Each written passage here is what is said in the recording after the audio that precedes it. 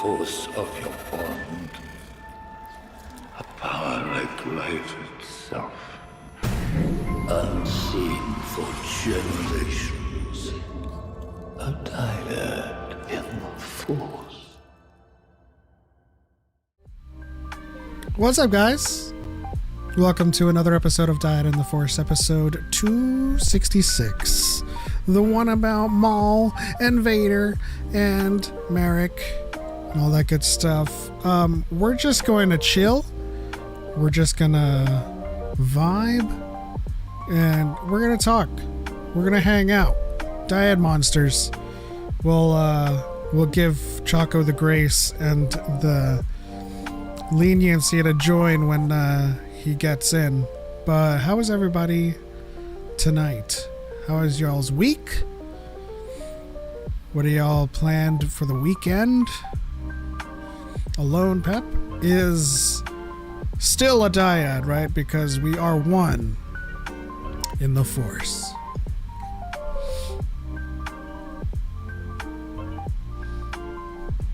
Let me lower the music. If I want eating, I can pop in and be pseudo Choco again. I think you meant if you weren't eating. As usual, you know, we'll be taking live calls. So this discussion is open to the peanut gallery, to the dyad monsters. Cubco says, supposed to be working on Mando cosplay, but video games have their hooks in me. Speaking of which, RoboCop is on sale now for like $7, and I've been wanting to play that, and I just now picked it up.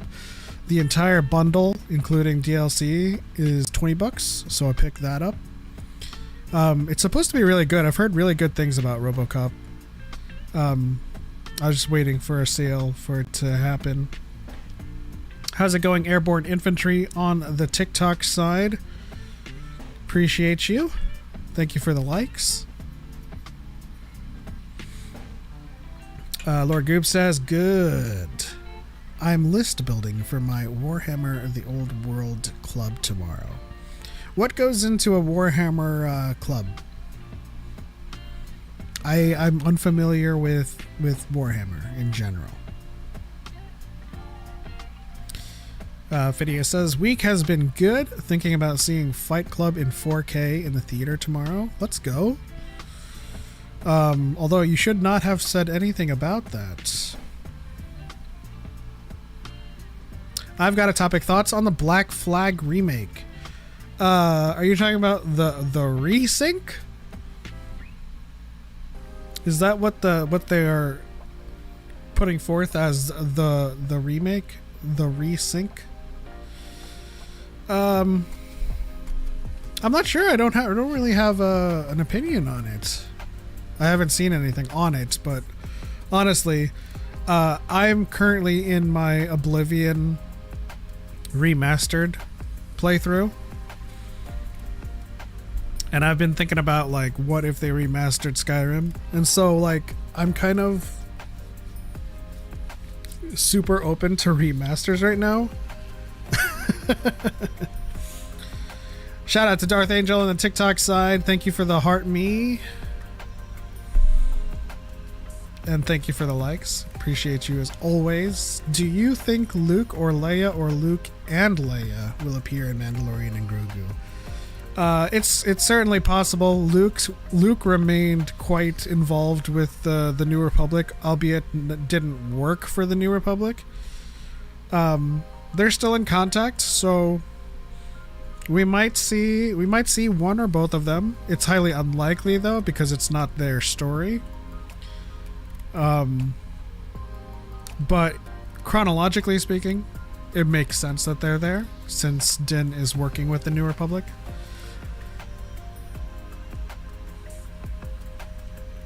Everyone in Fight Club is breaking the first two rules. I don't know what you're talking about. Shout out to Kyber Carter. Hello there, General Kenobi. Honest question for the monsters in chat. When's the last time someone has greeted you with hello there and you have responded, General Kenobi? I feel like that's fallen out of favor. Not favor. I feel like it's fallen out of Gen Z vernacular. I feel like everything is all about like looks maxing and like aura farming, right?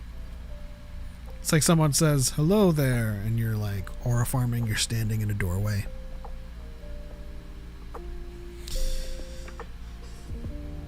Let's see here.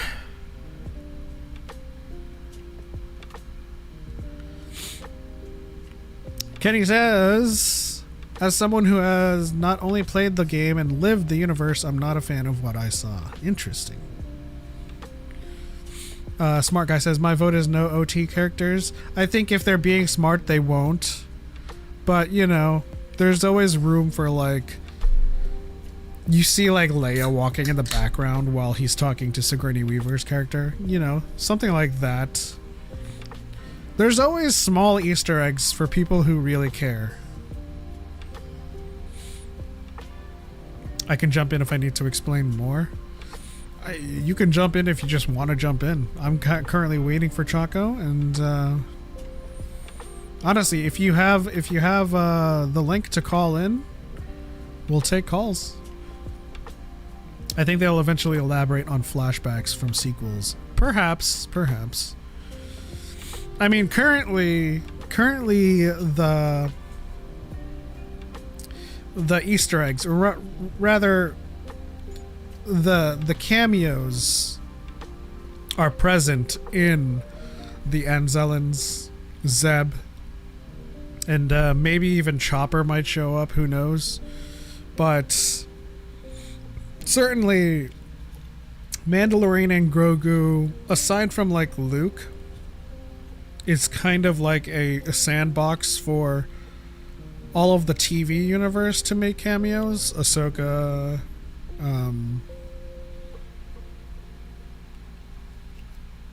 I had a brain fart.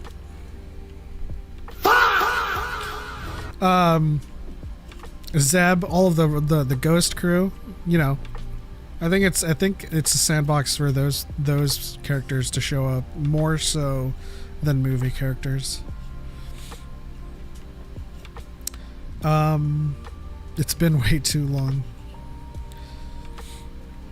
Usually build a 2,000 points army where you play against another 2,000 points army on a 6x4 foot table. Set up different terrain, objective markers, deployment zones.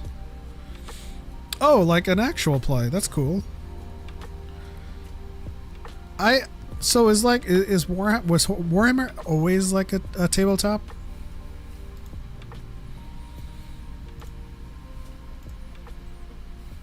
Is this working? I don't know. Am I being heard? You are being heard. Yay! Although, first time. As a white person, I don't think you're being heard. You're being replaced. Damn it! How's it going? Not too bad. How you been up to? Okay. You know, can't complain anymore. I'm in charge of my destiny, as it were. That's not a lie. But no, I've been meaning to make a video on it ever since I saw the trailer. I'm not a fan of what I've seen. 5 ramens. Unfortunately, I have to get back to work, but looking forward to checking the VOD later.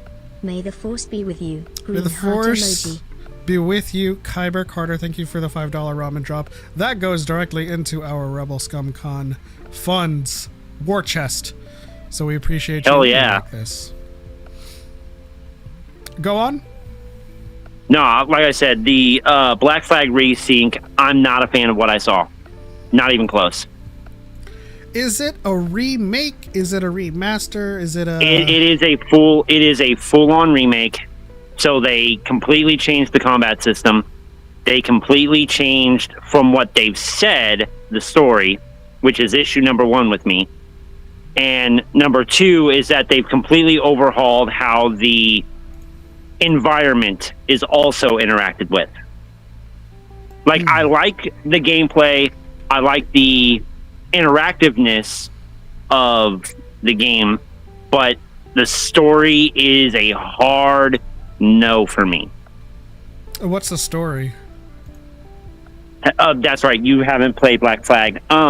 Basically, it takes place literally directly after the events of AC3. So our main character, Desmond Miles, is dead. We're seeing the outcome of this. Basically, we're getting the bird's eye view of the enemy, understanding what's going on with, like, how the assassins think and everything else. Basically, they're getting an unrestricted access to all of the in-trade secrets of the Assassin Brotherhood. Welcome to the stream, Choco. Oh, no. No. Choco, we can't hear you. Nope. Welcome halfway to the stream, Choco. Welcome to episode 266 of Dyad in the Force. We're shooting the shit with Kenny. Hello. Oh, there you go. There's some there's amplitude coming through. Yeah, I'm in the middle of... Barely. I can barely hear him. Yeah, we might There we go. have to turn on some auto gain or something like that for me, because right now I'm using my headphone mic, which is Yeah, I turned not it typical. I feel you. I feel you. You are at 700%. Can everyone in the chat, Dyad Monsters, can you hear Choco? Test, test, test. Testes 1, 2. Testes 1, 2.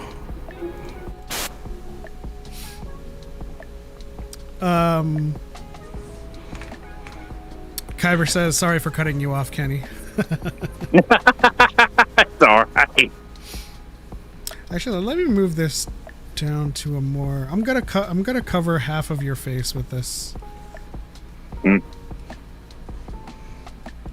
What up, Choco? Yo, glad to be here. It has been honestly, it's been a great week. Woo! I've with my job, I've just been doing a lot of grinding, you know, and so I had my and I've had good weeks, but this was my first really good week, so that makes me happy. Hey, the job's treating you good. That's a good thing. Yeah. No, they're definitely treating me well. So that's yeah. No problems there. Other than that, just been doing my thing. I was late today because I am redoing my setup. Now, it doesn't look any different to you guys, but on the other side here, I mean, it's a PC setup. Imagine if you were moving your PC. Let's say you were moving it 6 feet over. You know how much work that is? You know how much stuff you have to rewire? And then all the stuff, everything that's wired to come on this side has to now be rewired to come here. And then I have to rewire. I needed to rewire the location of my modem and router anyways. Because my last modem got fried because it stretched just where it was underneath my window. Oh no! which I live in San Diego, so it's okay most of the time. And then one time it was not okay, and I wasn't around to protect it, so that was bad. Anyways, no, that won't happen again. I have an L-shaped desk. And so I've changed it so that the point is what is sticking out. And so now I feel like I'm in the cockpit of like a ship, and it actually feels really cool. X-Core Gamer Skull says, it's gonna be Quinlan Voss. Listen. It's gonna be him. If there's anybody that's going to rally for Quinlan Voss, it's me, but I don't want Quinlan Voss being reported to by an Inquisitor. He's working with the path. I think eventually at the very end, especially with like how Daki and Devin has been set up, there's got to be some nod to the path at some point. It won't be like a really huge nod, but either Daki dies or like Daki runs away and is like, you know. I agree. You have more to say, your face says. Me? Yeah. Oh no, I'm just. It's weird because I don't like the idea of Vader coming into this story. You keep on getting cut off. For Rebel ScumCon because I am jealous of you all from here in Australia. Shout out to Cubcos. We appreciate your $10 Aussie dollar ramen drop. Just a donation for Rebel ScumCon because I am jealous of you all from here in Australia. We'll try to make our way to down under eventually. We've got some friends down there. We have our good friend Naf. Mm-hmm. So we'll try to make a trip out of it in the future. But thank you for the addition to the war chest. It'll highly help during our weekend in Rebel ScumCon. Sorry for the Aussie dollar is so weak compared to US. Hey, it's okay. The US dollar is getting weaker by the day. tomorrow, this $10 is gonna be worth 12. So don't worry. X-Core says Aussie dollars are officially called dollary dues. Are they? Are they? I like it. I support it. Red Six Down says the Grand Inquisitor was never called Lord. I don't know if that's actually true. Now, of course, he's not. He's not Lord when like he's standing next to Vader and Sidious, but like, I don't know. I feel like I've read a book where like the Lessers have called. I don't recall that ever happening, and I mean, I feel like that would not be a title within the Inquisitorius. You know, I feel like because it runs adjacent to the Sith, where you know they're Darksiders. You can get drafted. It's like a minor league team. You know what I mean? You're not in the majors, but you could get drafted up. You know, type of deal. I'm just dealing with this ever-growing list of contributors to the war chest. Appreciate you guys. I didn't know it grew down. I didn't know it grew downward. I'm just positioning it, guys. We do things live, okay? Relax. Don't laugh. I'm not like gonna be like Jeb Bush. Laugh. We actually had a petition to try and change it to that. It was sadly not put through Parliament. Oh, I would love to like land in Australia and just go to like exchange, like, give me some dollary days, yeah. I need dollary days for my vacation. I just like how unserious it is in some of those places at times. You know what I mean? Where like they do a census and then enough people like put Jedi in so that Jedi is an official religion in like the UK, and like it just, you know, I don't know.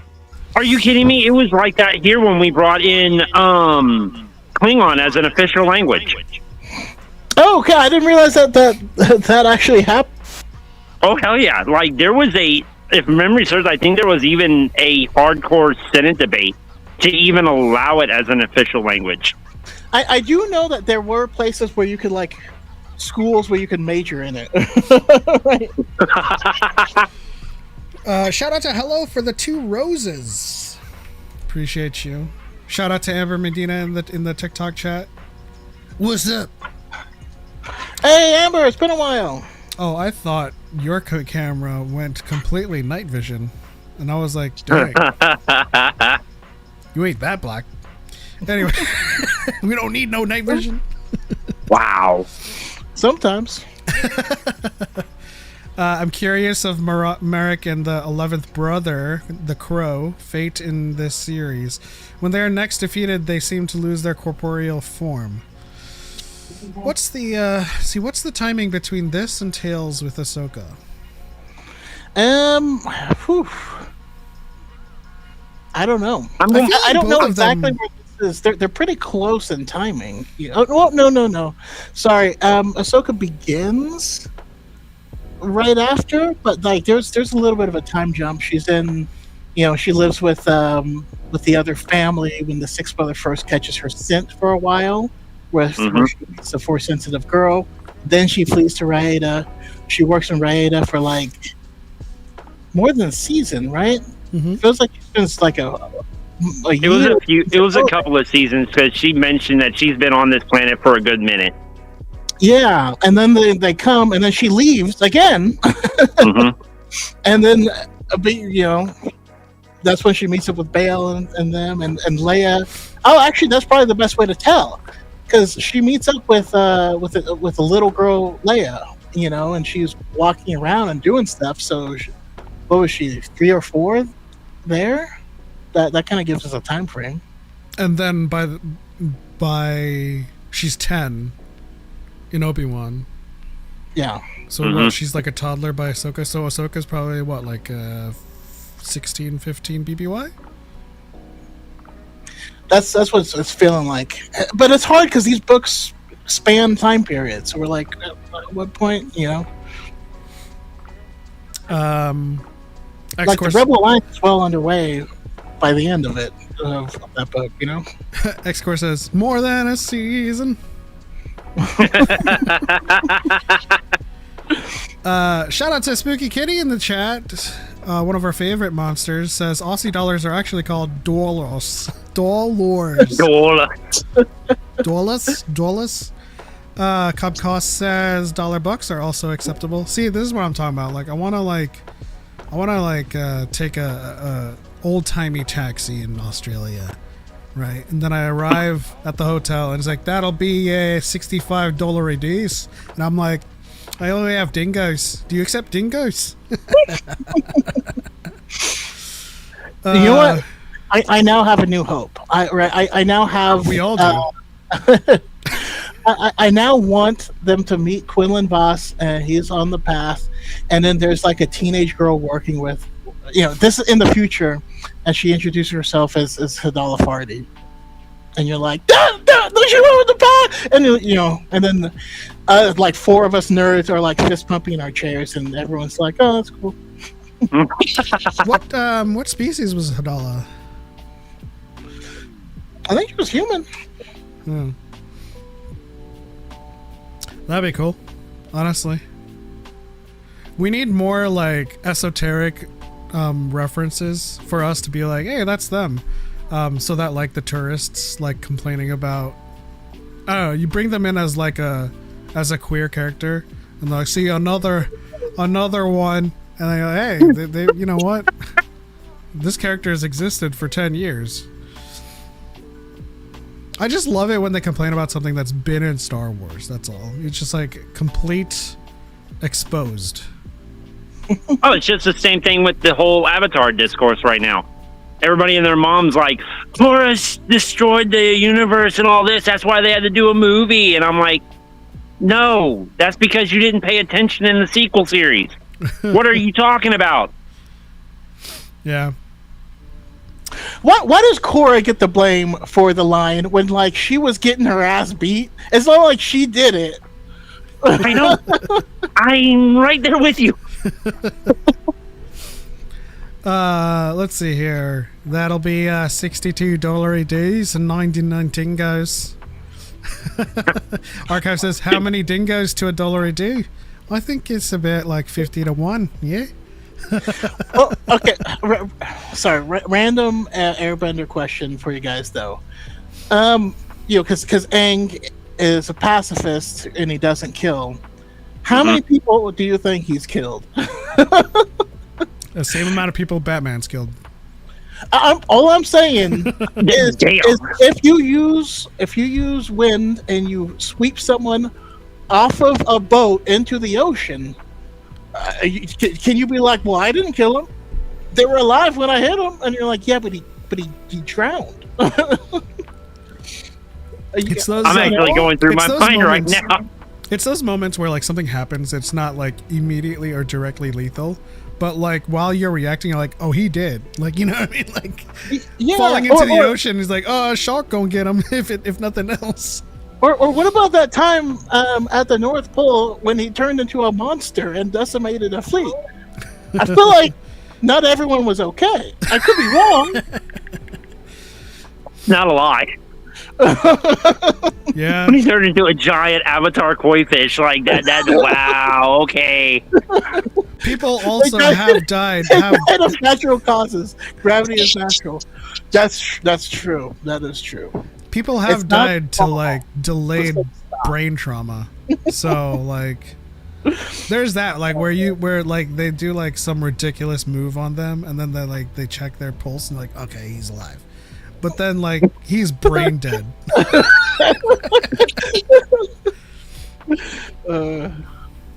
Oh my god. Do we count that stuff? Do we count brain dead for like a kill? I mean, you kill the spirit. Like, okay, so we talk about this in After Dark, but like Spider-Man, right? He has the power to just punch through your face, and he holds back. Let's say his calculations are off for one punch, and he doesn't punch through their face, but pulverizes their brain inside their head. Have you not played the recent Spider-Man games? Like half the mechanics of you just throwing people across the building are just insane. Like that's a death. That's a death. That's a maybe. That's a death. He fell to his death entirely. Like my favorite thing to do in that game was to like there'd be a case where like there's a car crash and I beat up the bad guys, web them to the car, and then flip the car so that they're underneath it. And they're like, good God, Choco. All right, don't worry about it. By the way, if you hit someone with a manhole cover, have you tried to pick up a manhole? That's like 60 kilos. Mm-hmm. Like I've tried to open one from the inside because it looked easy on Ninja Turtles. My friends, it was not. Have you ever slingshot a body into a running car? Like an oncoming car, it just like hits him like, oh my god. He's still okay. Let's see. Red 6 down says Sam Witwer. There was a Force Unleashed connection. Think we already saw with Maul training. Or Sam Witwer said that there was a Force Unleashed connection. I suppose with how angsty Maul and Galen is, there's my connection to that.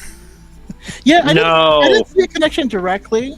I did love watching his training though, because he has become a whole new animal than what we knew him before as well, right? Because before we didn't see him, mostly using like Makashi, and we didn't see. I don't know. He just seems a lot more skilled, or the animation has just gotten so much better that we can. It's not weird swooping motions anymore. We've also never seen like full form uninterrupted katas before. Yeah. In the way that Maul performs it. Like obviously we've seen him do Makashi for the first time against Evan, but like we've never seen like anyone go through like the closest we've come to is like the hollow of Anakin doing Form 4 for Ahsoka and Ezra, and he's just like 1, 2, 3. This'll save your life. A 2, a 3. X-Course says. Let's see. X-Course says, listen, if you're a firebender and you catch hypothermia, that's really between you and God. Don't you need fire, though? If you watch the live action, which... But, like, yeah, like, canonically, right, you need to manipulate fire. No, they just shoot it out. Really? Interesting. In the cartoon, there's only one element that you actually need the element for, and that is Earth. No, you need it for water, Metal? unless you learn how to pull it out of the atmosphere, but you're still needing it. Yeah. Yeah. So the only two ones that would actually, you can literally just pull it out of anywhere is fire and air. You need blood. No. Hell no. You don't need blood. That You whole can episode- conjure blood. None of it. None of that. None of that. That whole episode was creepy. Hell no. Oh, No, but blood is mostly water. You're just finding the water in stuff. Just like metal bending, you're finding the, Hold on. Real question. Element. Have you seen Avatar? yeah. Okay. Because I was just like, wait. We're talking about blood bending here, and you just asked like, oh, you just need blood. What? No. I mean, you do need blood. You can't conjure it. No, you do, but it's no. Hey, listen. Well, all I mean- things are on the table. You know. That's just wait until they start doing golden bending, Oh. otherwise known as piss bending. I was about to say, isn't that like metal bending? is gold a metal? Kinda. Oh my God. Plant bending was really cool, and I do wish we got more of that. Goob says, actually excited for the new Avatar. I wasn't the biggest fan of the world developing so quickly, and it seems it's gonna get back a bit. Yeah. Actually, I wanted to Maybe, talk about but that like, really quickly. but like the world legitimately develops that fast, though. How does everybody feel? Now, there's no wrong answer here. I had a discussion with our good friend, our senior correspondent to the Stars Wars, Cal. How do you guys feel about? Are you on the side of the consumer or on the side of the artists? And I'm not going to ask if you're on the side of the corporation, because we're never going to be on the side of the corporation. But the leak of the movie, did you guys partake? Are you against the leak in retaliation to the corporation's decision to pull it from theaters? Let us know, chat. I know Kenny has an opinion. I am 100% anti-piracy. Same. Like, that's not even up for questions or debates. If you're pirating, regardless if it's clips on TikTok or here on YouTube or anywhere else, you're partaking in piracy, meaning that you are taking away people's job opportunities for the future. You're taking away opportunities for this franchise to grow. You are literally taking everything. You are the ultimate capitalist if you participate in piracy. Plain and simple. X-Core, the leak of the Avatar movie. So, I guess the long and short of it is that they pulled it from theaters to premiere it on Paramount Plus, and some fans took that to mean that they should hack them and leak the entire movie. And so, my stance is a bit nuanced, but still pretty simple. It's like I think that Paramount is horrible, and I think that decision was stupid, but this is also a product of artists, and depending on how this does is going to result in the decision of what kind of projects are greenlit moving forward. As much as we try with all of our might to exemplify some type of ethical consumption in capitalism, and I make the same argument for Hogwarts Legacy. I despise JKR, but that game is the product of game developers.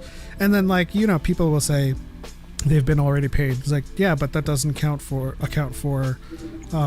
post launch support, future I hate projects. that argument. I hate that argument so much. Because if you subscribe to that mode, then you're also subscribing to people just being fired every single time they've been used.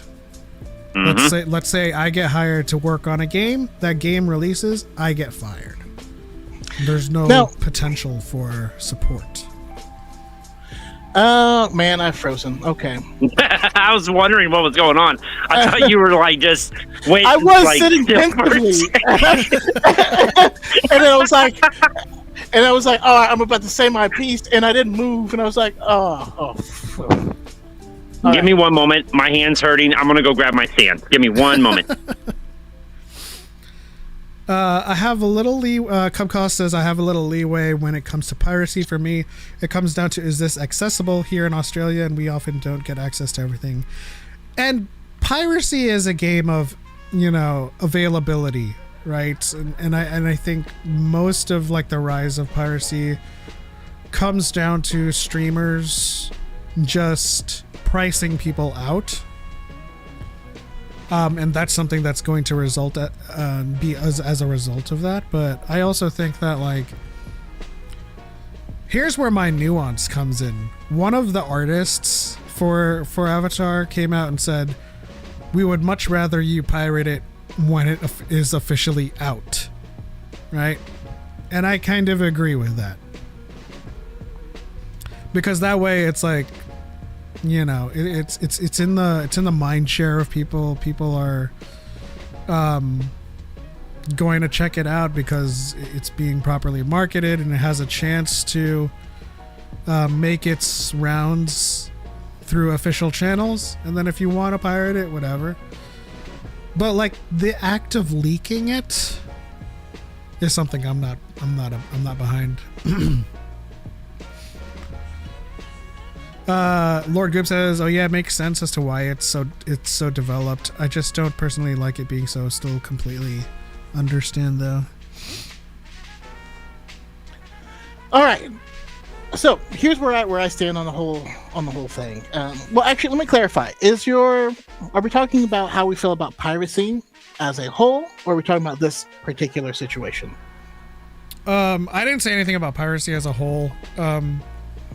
I'll let Kenny elaborate on his stance, but what I was saying, I don't know if you heard any of it, but what I was saying is, like, one of the artists said they would much rather you pirate it when it's officially out, which I agree with. Like, yeah. I would much rather it be officially out and have the marketing and have the eyes on it and just give it that fair shot at the market versus it leaking and like potentially losing out on some of that. But in terms of piracy, it all. I mean, I've pirated. Cancel me. It is essentially a fight for accessibility, and streamers are pricing people out. And if you have to, I ain't gonna come down on you for it. But in this particular case, I'm on the side of the artists that worked hard on this and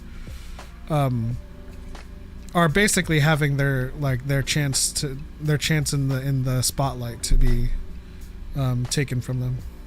Mm-hmm. Yeah. So more than anything else, is I'm pro art and I'm pro artists. Now that can take many different forms. Sometimes that is anti-piracy, but sometimes that's actually pro-piracy, and depending on certain circumstances. Like originally, with the whole Napster thing, originally there was no global marketplace for people to get these digital files. So right, piracy ended up creating the proliferation of so many different artists that you would have never been able to hear or access their music in any other way.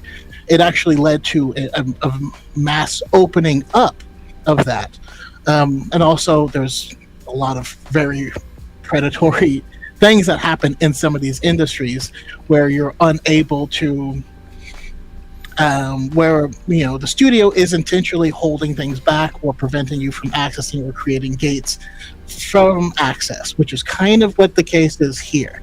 The issue I have with this current one is essentially what the artist said, is they hadn't hit an actual release yet. And so leaking it ahead of time, pulling it away from theaters sucks, but it's not like they pulled it away from anyone's access altogether. And so that's where I kind of differentiate on it, right? Because it sucks. And I'm not gonna lie, there are things that I have gone full yo-ho on, because I'm like, listen, I'm not downloading your stupid app, okay? Like, I see what you're doing, and I hate it, we put 3 episodes on the platform that everyone has, now we're gonna hide the rest, and you're like, no, we're not doing that. And that's essentially where I come down on it. Heathen on TikTok says it kind of feels like a kick to the dick for the artists. They just got bent over twice, once by Paramount and now by viewers. And primarily, like, the argument of, like, one of the artists saying we would rather you pirated it once it's officially out. I agree with that, because when it's officially out, in order to pirate it, someone has had to have obtained a legit copy of it, right? Like, someone buys a subscription to Paramount Plus, records the movie, and puts it up for other people to pirate, or they buy it on, like, At Home Digital or whatever, those marketplaces, and then share it. So, like, it being leaked outright for free means like the artists don't get any kickback from it for any of these shares, whereas shares, while it's out officially, will have come from somewhere. No, not only that, but there's usually a whole press tour and things that come along with the release in order to, that's where the artists, the voice actors and things get to go on the road and talk about their experience. They get to do interviews, and they get to express themselves. And depending on that, we may have kind of cut their legs out from under them, but again, overall, I wouldn't say I'm completely anti-piracy, because I'm very much not. I'm a huge... Piracy at its core is unethical business practice. Yes. However, piracy with a purpose can be beneficial to everyone. The only problem is knowing where that line is. Yeah. Very few people in today's consumer thought process, or just consumer culture in general, understand that. So from my perspective, piracy, no matter how ethical it sounds, is not good. Even if it is to screw over, big old corporation, it's not good. It is not a safe practice to actually be practicing. With anything, we have to ask ourselves, like, what is the goal? What do we want to accomplish? There we go. With what Heathen just said, if you were to create a petition, create a hashtag, go online, raise a lot of awareness, cause the fan base to threaten to boycott watching it unless they brought it back to the theaters or something like that, then you would be doing a couple of things. You would be bringing light to the art, bringing attention to the project, to it, while at the same time condemning the action. I think that would have been a better thing to do. But that's not what happened, So it is what it is. I mean, but you may say piracy is always bad. Straight up, I've sent a lot of people Star Wars books. That's piracy. It is. But you obtained that legally. Yes, I obtained it legally, and here's the thing. By starting a book club, there's so many more people who now go out and buy Star Wars books, right? I was trying to spread the art of it. I wasn't trying to screw over a company or anyone. Like I said, piracy with a purpose actually is a good thing. The problem is finding that purpose. I was about to say that too. Everything that I have on, like I have an app that scrapes my Audible library and just downloads all the stuff, so I have it as a physical thing, right? I bought the audiobook, but I don't own it, right? If their servers are shut down, it's gone forever. There's books that they've taken off. You know, I hate that. I don't mess around with that. You know, I have my own copy of everything, and that's just what I was going to say that for the most part, when I do, and I suppose I'm like outing myself, when I do pirate movies, if I love it, I do end up buying it on an official like marketplace. Like it's those things where like I'm not really sure and it's not really available for me to stream and it's just to buy. I'm like, okay, I'm gonna seek out some lesser traveled harbors and see if it's available, and then I watch it, I'm like, oh, this is dope, and then I buy it. Right. Side note, screw Adobe. Adobe got to where it was by piracy. They allowed people to pirate their software, so everyone in our age bracket grew up using it, and then when you get into a corporate situation, then the corporation doesn't want to get a lawsuit, so they buy like a corporate license for it, right? That's kind of how it worked. That was actually a very smart and excellent business model. And then they're like, all right, now you don't get to own anything and everything's subscription. I'm like, well, okay, screw that. I'm just going to use Affinity now. So screw you guys. Hell yeah. I use use Resolve and I use Affinity. Now it's Affinity by Canva, and like all of like the designer and the vector, like everything is like united. And what's funny is like this time it's free, but I bought like the $80 package for all of that, but that's neither here nor there. Like I love that it's free. But yeah, screw Adobe. I made the switch a long time ago. I have a spooky kid that says I destroyed 2 computers with LimeWire. Yeah, you gave your computer LimeWire, BearShare. I can't tell you how many CD-ROMs I've completely still got in my house right now of burnt music that I did through my youth. Like, I'm not by any means pure, and I wanted to make this perfectly clear. I too have participated in piracy. But as I've grown older, I've realized that these are people's lives. This is their job. This is what gives them money and substance, especially for their families or other means. Us pirating is not good without an actual purpose involved. Yeah, I think it can be widely said, and I can speak for everyone. I think our participation in piracy is largely based on access and based on our ability to access as well, because there's accessibility and then there's being priced out. And Smart Guy says, my question for Kenny is, and you might have addressed it, is it ethical if you are unable to afford to watch the proper way, like how streamers are pricing people out? I could say the same thing. There's a lot of things that I would love to own. The problem is that if I can't afford it, then I don't need it. I'm old enough, wise enough, and understand maturity that I don't need a lot of things. Like, I'm completely out of the newer age of gaming, and we'll just stick with gaming for a second. I could easily go to my wife's computer, download some sort of emulator, and play whatever the heck games I want. I don't, because I respect the artists, the materials that I want to play on, like, say, for example, this new Black Flag game. I'm not going to do that. I'm actually going to want to buy a brand new Xbox to play a $70 or $80 game that I really want to get my hands on. Okay, I mean, and I can't say that I can't recall the last time I've pirated a game. Right? It's probably been like 18 years. But that's also because, like, you can get games really, really cheap.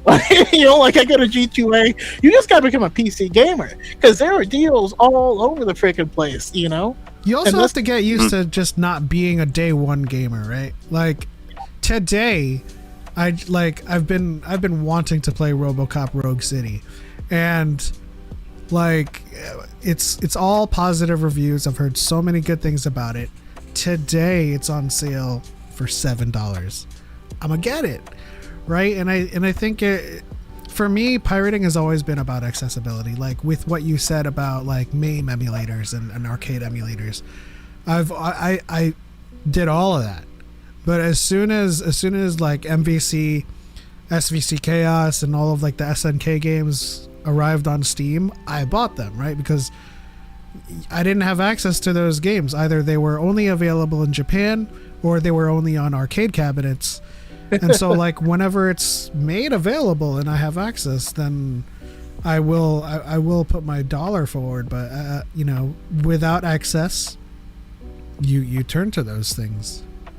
And that's where the mind of the consumer versus what is being consumed needs to, where the fine line is drawn. Like, do you actually need that product?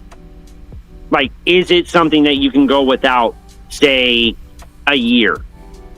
Oh yeah, no, we're brain broken as a society now, where everything is. Yeah.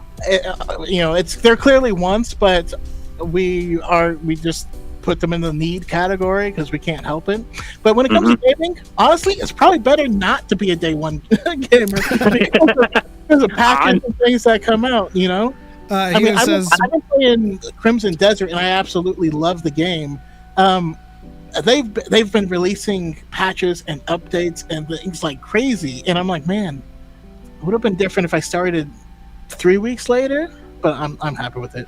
Sorry, what do you say? He then says, want to get used to not being a day one gamer, have kids. No. I mean, I can be used to it without kids. Hold on. Best advice. If you want to be 100% day one player, get married, enjoy traveling, have children, and work 40 hours a week for the rest of your natural life. That will end all day one conversations right there. But here's the thing. I don't have kids, but I will say when I got married, there's quite a few games I'm not day one on unless they're free or I've already planned for it. But there are certain games where I'm like, honey, this game's coming out in 2 months.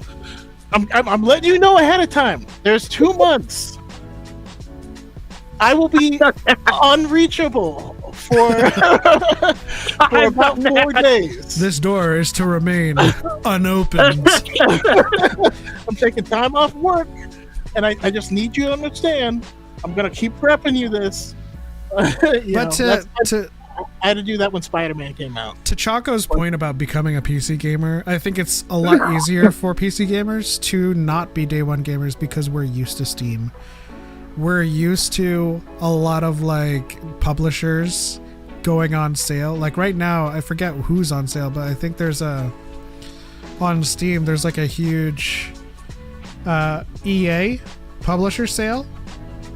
And so there's like a whole bunch of titles that are like anywhere from 20% to 75% off. And I think that's why RoboCop is so highly discounted. But like, yeah, like sometimes I'll look at a game like Elder Scrolls and see the $70 and I'll be like, I'm gonna get it. But like sometimes I'll look at like a new IP or like a spin-off and I'm not quite sure about the gameplay. I'm gonna look at the $70 and be like, maybe that'll be like $30 in like 3 months, you know? All right. Shark Hornet, you said day one turns to eventually.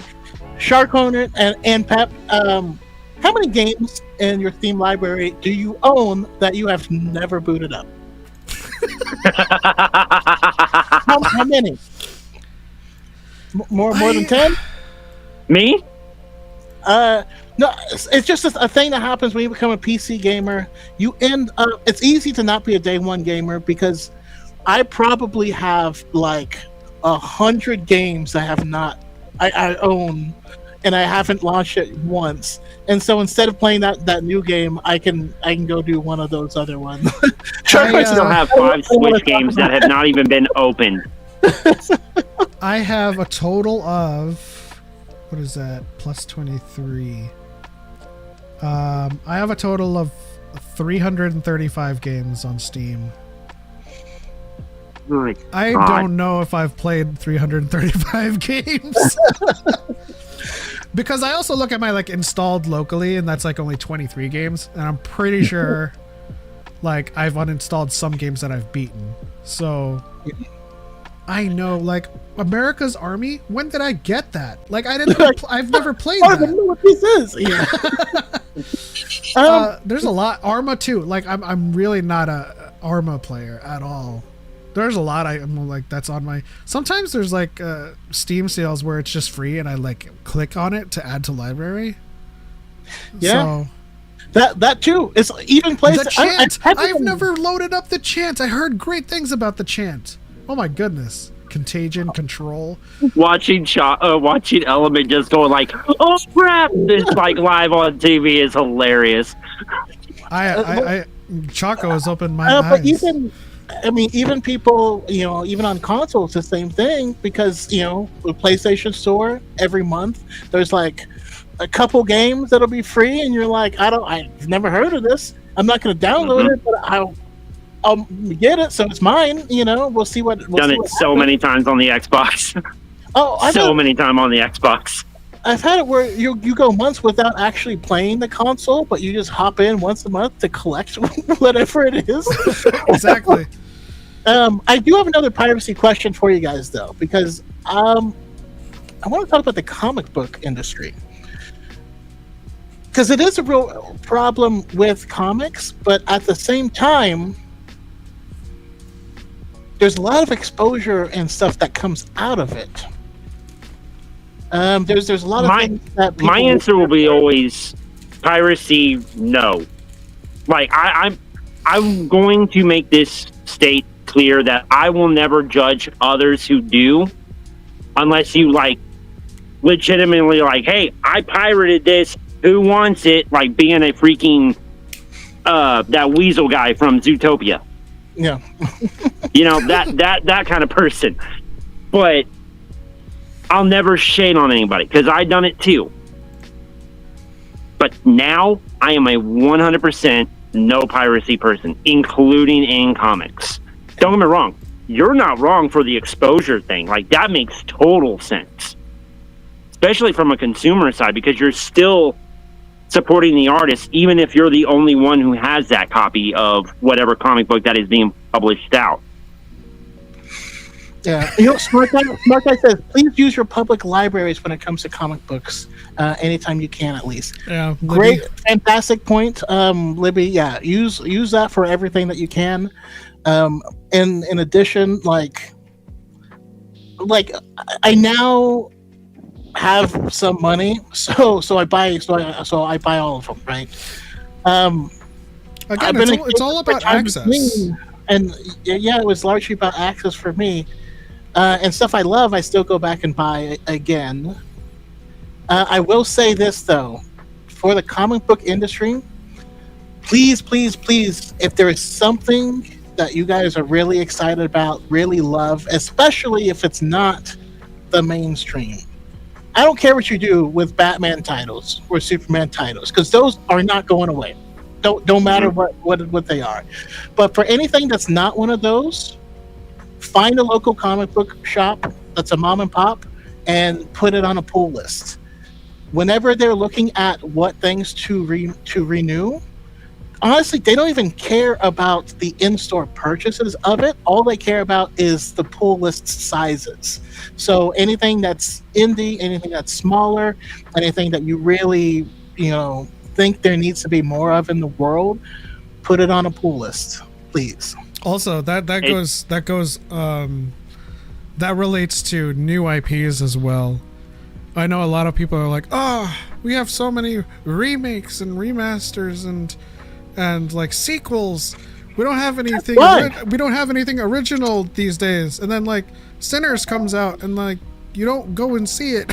There's so many original IPs. Like I myself am guilty of this. Like sometimes I only ever go to the movies for tentpole releases, but I ask myself like, man, I should be like watching more of these original IPs, because like that is voting with your dollar. It's voting with your attention. And like, the more people, the more that these original movies, these original IPs make, the more reason there is for them to be like, maybe we need to like not remake Harry Potter for like the third time. Also, Archive Rejected says, you tell yourself you'll play it, but then 2 years later, it still has 0 hours played. I got curious. I say I've never played Arma. I have 1 minute on Arma 2. You started up the menu screen. I have this game called Adventure Quest. I have 27 minutes on it. 2.9 hours on BioShock. I mean, yeah, that's one of those games that just kind of play it and leave it. X-Core says, is it just me, or does anyone else not care about the Harry Potter series? I can say definitively that I do not, but you also have to understand that I watched the Harry Potter movies for the first time 2 years ago now. Yeah. So I don't have the nostalgia factor. The only thing I think would be interesting is watching Harry be like, I don't know why, I just don't trust this black guy. I don't know what it is. I think Destiny 2 is my biggest game. At 1,600 hours. I'm a Spooky Kid says, my girlfriend and I grew up in those books and movies. We like them a lot. Yeah. Sorry. No. Skyrim has 3,000 hours. That's understandable. Cal says, as someone with nostalgia factor, I don't care about the HBO series. This is difficult for me. Do I care about it? Not really. It's not something that like hyped me up in the same way that like the first when I was growing up, you know, but like at the same time I might still check it out and see how they handled it. But no, it's not really like one of those things that, oh, it's out, you know what I mean? I know for a fact that they will be on the screen in my home because of my wife and kid, but I personally don't care. No. Hey, a pet. Any chance you want to do a live reaction? What you got?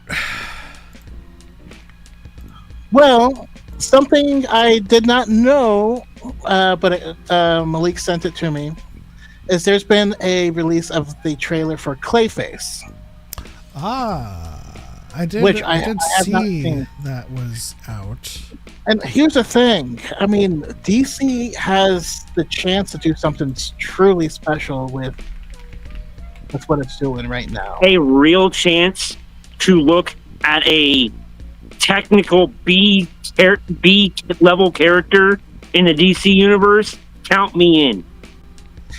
Yeah, I mean, I'm already excited for it because there's been several different takes on the Clayface character, and also in the comics, he's even like become part of the Bat family. Like, there's all sorts of different iterations of him, and so it'll be interesting to see how they play this off. But he's like a true. I mean, the best thing to me, at least, about Batman is the psychological nature that drives a lot of his villains and a lot of their stories, to where a lot of people aren't actually bad guys. They're broken people who are, you know, trying to not be monsters or something, you know.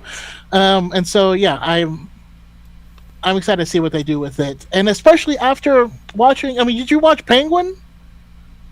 I'm on the fence. Don't get me wrong. Colin Farrell, always a fantastic actor. I'm still on the fence with Penguin. Farrell. Colin Farrell disappeared. I didn't even realize that was him. Like, I knew it intellectually when the Batman came out. I loved that show. You know, It really is a 10 out of 10 show. It's not something I like. You watch because it's Colin Farrell. No, it's like you watch because other people will be like, "Yo, this is great." I was like, okay, Yeah. I think you were like, "Oh, should I watch this or Penguin?" I was like, "My dude." Yeah. Most of my DC consumption comes from Choco's recommendations, and they haven't missed. So, I mean, like, I'll admit to this. I'm an old school fan when it comes to DC. So a lot of like the original Justice League Unlimited. I loved the New 52 animated universe. I thought that was very interesting. But there's been very few live actions that I've actually like, oh my god, I freaking love this. Smallville is definitely one of them. Obviously, I hate to call myself out. I did love the entire Dark Knight franchise, all 3 films. I thought they were brilliant, personally. There's nothing wrong with that. Said nothing wrong with that. Superman and Lois is Yeah. Have you seen that? Okay. Yes. Fantastic series. Oh my god. So I have the unfortunate responsibility of having this on my screen before we react, and I'm gonna have nightmares. Yes. And Harith, I'm kind of with you. I actually preferred right before I loved all the animated features before the New 52 animated ones came out. So like the Under Red Hood, the Doomsday, or sorry, not Doomsday, but Doom. Which was like a take on the Tower of Babel storyline. And there was the Arkham series version of the Suicide Squad. Amazing. I thought that was so much better than the movie. All right, let me set this up really quickly. I'm gonna move this down. Oh god, this movie looks great. I've seen this trailer at least 4 or 5 times, easily. You're a sociopath. I'm just kidding. I'm into body horror. The Thing is like one of the best body horror films ever. All right. Live reaction to the Clayface trailer.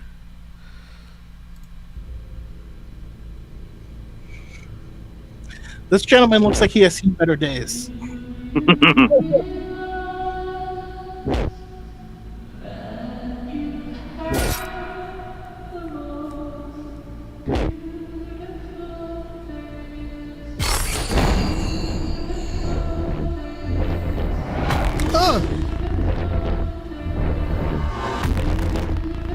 Yeah! No! That's very uncomfortable.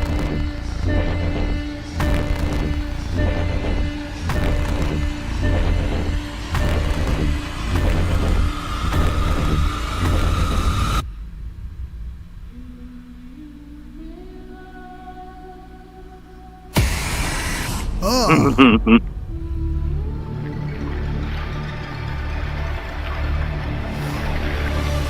Dude, why does it feels like a straight up horror thriller by like It is. That's like I mean that was the whole point. And I love that James Gunn is kind of a madman where he's like, "Hey, I'm not announcing anything unless I have a full script that I like." Right, I'm not going to announce. Okay, we have an idea of wanting to do this. Now let's find a script that works, and so that's why we're getting a Clayface movie before a bunch of other stuff that you would think comes first. Is because someone had a vision that was really good, and he felt compelled to make it.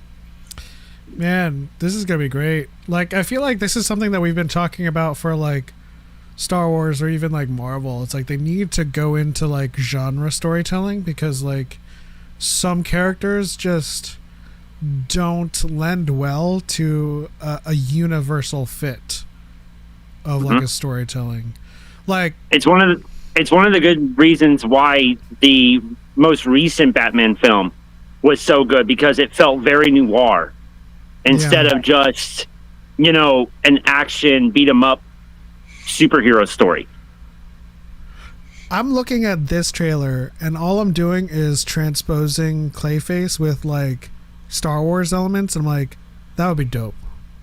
Like, to have just this atmosphere, this terror feeling in a Star Wars project. That would be cool. Oh man, that was grossly unsettling. The hunt on Endor. The hunt on Endor, everybody. That's what we need to be putting on hashtags. I want to see killer bears going after stormtroopers.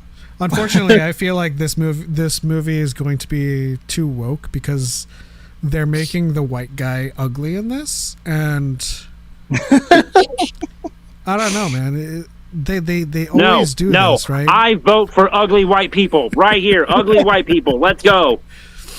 I mean, just like with my commentary on like every other show that we've reacted to, they're gonna find something that's woke about this. Whether it's an ugly white guy or a white guy that has mental issues. And then there's going to be like a straight-laced person of color in this movie that is like, see, like, why can't the white guy be well-adjusted? Like, jeez, this is about Clayface. What are you talking about? And then the same people will champion the Joker movie where it was a white guy with mental illness, but he like murders people, so it's cool. Coco says that one Clone Wars episode where they change Obi-Wan's face, but the procedure goes wrong. Yeah. Shockhorner says, I'll pay to see Dune. I'll wait to see Doomsday. Yeah, I think Doomsday is going to be a day one for me. I'm a MCU sucker.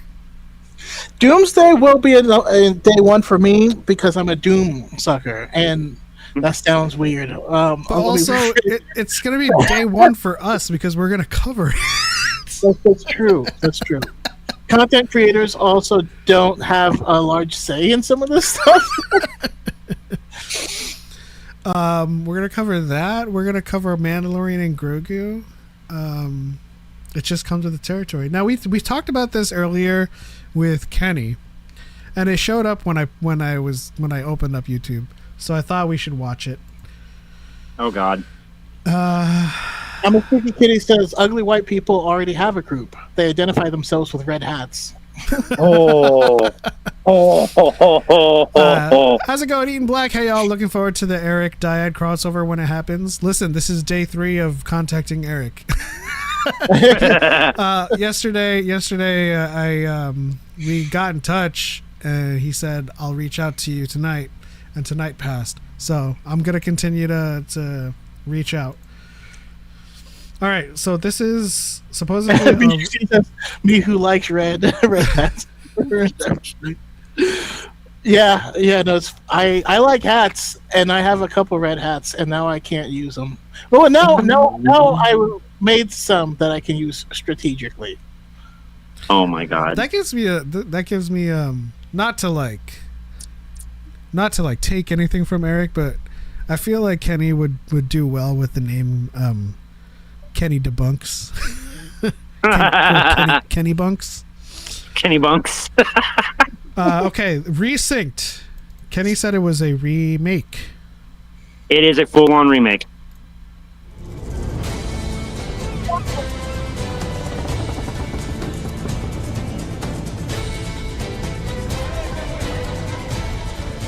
We fly no colors out here, but praise the lack of them.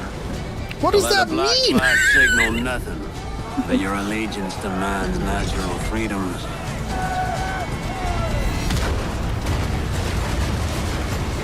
If a man plays the fool, then it's only fools he'll persuade, but appear to be the devil. And all men will submit. We're pirates, kid. We take as we please and become who we like. Speaking of pirates, look at you. It's not who you are. Who am I then? you're Charlie Hunnigan. That's who you are. You've a knack for this kind of work. It ain't work if you love it.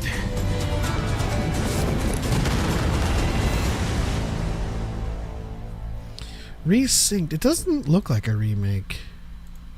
That's not the full video. That was just the trailer. The entire video should be going through like everything with the actual actor who plays Kenway, talking about everything that they've done different. Rebuilt from the ground up and powered by the latest anvil. I guess it's a remake. Well, which makes sense because what happened is they spent hundreds of millions of dollars making just a pirate game, and then no one wanted to play it. So they had all of the stuff that they added to it. But also, I'm pretty sure that Black Flag came out in the same time period where we were in between consoles. Because Black Flag and another one came out at the same time. Black Flag and Unity came out the exact same time, but Black Flag was not the last one that came out. Yeah. For at least for that engine, it was. Oh crap! What the hell was it? It was Rogue. No. You were playing as a former assassin turned Templar, and it was really weird but interesting to play as a Templar assassin, as it were. So I never played it, so I'm, I'll be excited to jump in. Choco, I know a lot of people love that one. Let's not be day one on this. You can't be day one on a 10-year-old game. Yeah, but I'm pretty sure this 10-year-old game is going to be 70 years old on Steam. It's going to be $70 ADs. That's what it's going to be. I was about to say, Kenny, like, do you have like a lamp outside? No. So you're slowly turning into just like a pitch black box. I'm like, oh, okay. Welcome to Missouri. Appreciate it. So when is Choco going to beat Resident Evil? Yeah, no, I'm able to jump back onto it this upcoming Tuesday. There you go. But yeah. You heard it here, folks. We'll have that stream scheduled next Tuesday. We might have Eggy back. We'll have to reach out again. Was gonna ask, where's the RE stream? Is it safe? Is it all right? It's okay. It's safe. I know for a fact Choco wouldn't be going anywhere without us because he'd be too scared.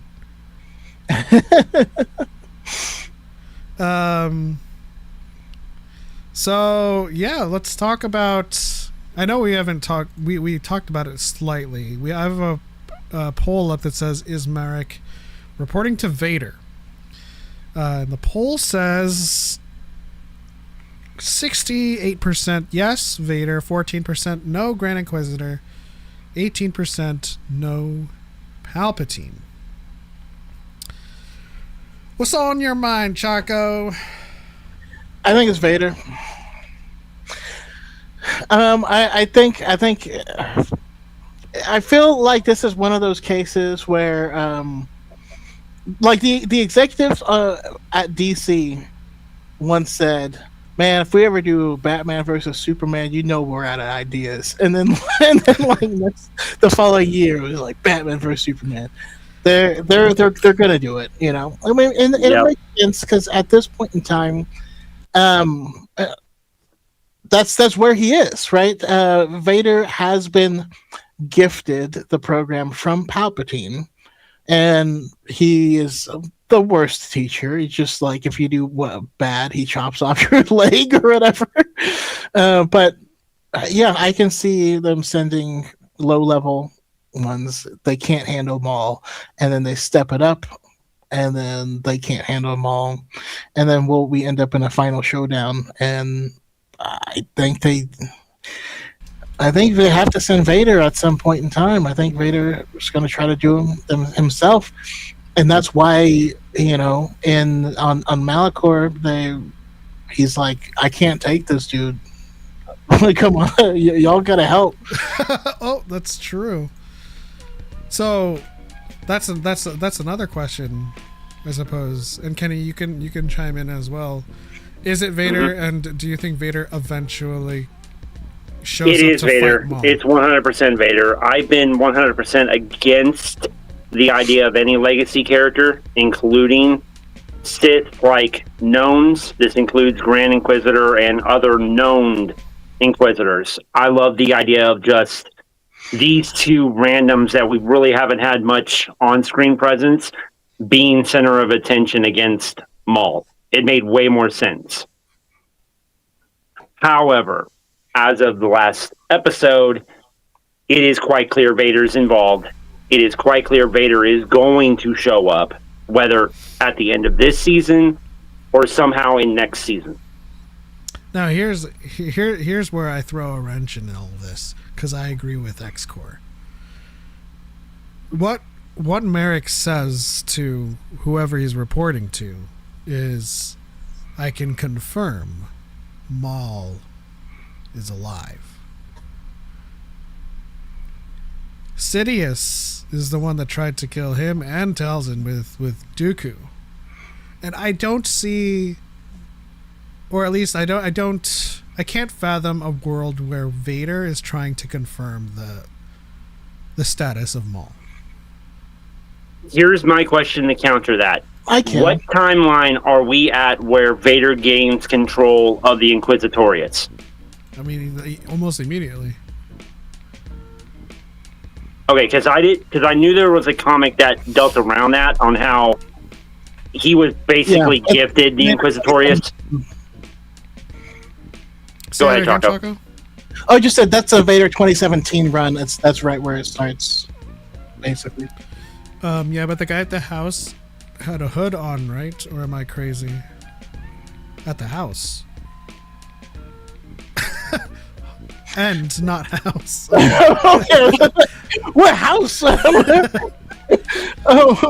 No, but I just mean, when in that Vader 2017 run, right? It starts right after Order 66, right? Vader gets his lightsaber.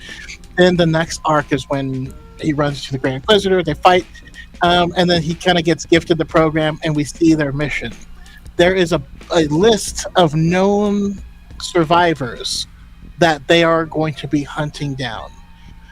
I can absolutely see a world where Maul, having escaped from Sidious, is on one of these lists. Mm-hmm. They don't know what happened to him, but so I don't think it's like a personal, I'm hunting Maul to get back at him, but it's just like, when we are hearing that there are Force-sensitive people, we're going out to confirm who they are or what's happening, Yeah. I mean, I remain open to it being Vader. I just think that with what X-Core says with their history, it does make sense. It could very well be just a confirmation of known survivors, because Maul does have a wanted poster out. He is hunted by the ISB, so it would make sense that he is a very known subject. Oh, VGC, I love that. I would love for Reva to show up. But then again, I mean, I'd love for Trilla to show up as well, but the Ninth Sister, how the Senator kind of confirmed in Star Wars Survivor, or Jedi Survivor, where he's like, while you were all chasing out shadows, literally just antagonizing the Ninth Sister a little bit. I'm wondering if she doesn't get involved in this whole debacle in some weird way. But there's also what Spooky Kitty says. Did that person, was that person wearing a hood?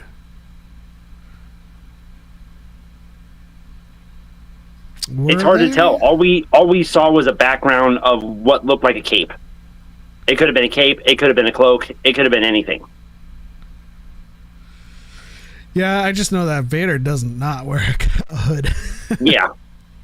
Nemo says, I saw no hood. Okay. I don't think we saw anything, to be honest.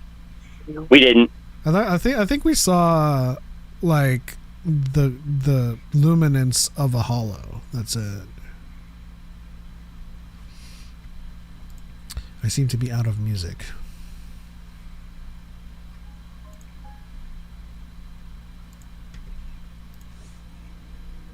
Otherwise, what do you guys think about Daki?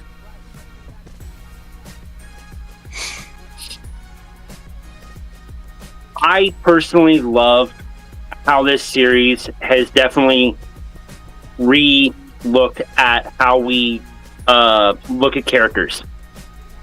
Throughout the first 4 episodes, we're seeing everything from Maul's perspective.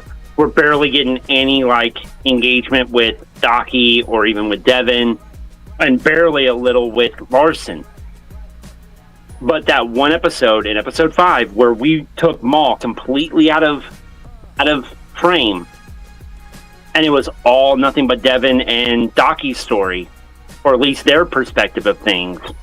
You kind of see like, oh, so they're actually trying to be good here.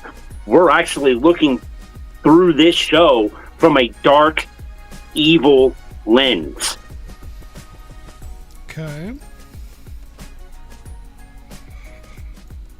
Yeah, I like. I just like Docky. I mean, his voice. The voice actor for him is someone I love. So anytime he speaks, I want to listen and I want to follow whatever he says. You and me both. You and me both. I agree. He also, he put his hands on Maul, and Maul is still limping around. He needs to get that WD-40, in order to get back in the fight shape. So like he did some, he can handle himself. I don't know.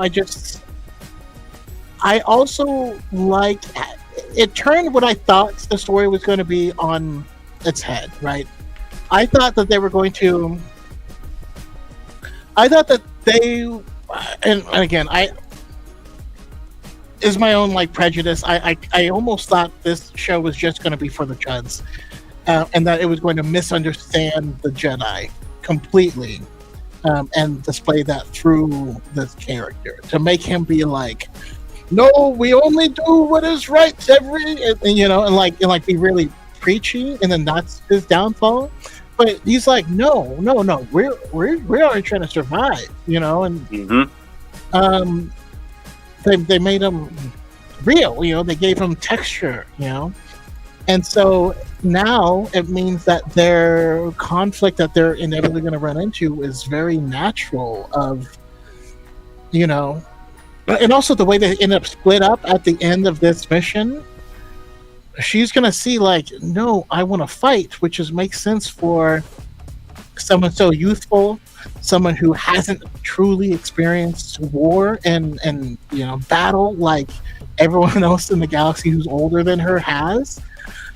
Someone who was raised of like, we are, the defenders of justice.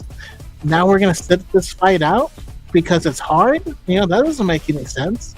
I don't know. I think they've set things up very well that no side is actually directly wrong or directly like obviously Maul is bad. He's not a good guy.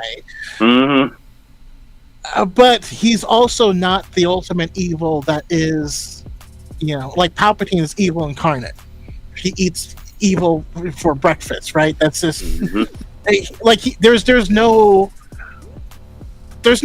goal of survival or success or anything because he already has all of that. He's just like, how can I just do more evil in the world? What does evil taste like? Metal, WD-40, I imagine it's spicy.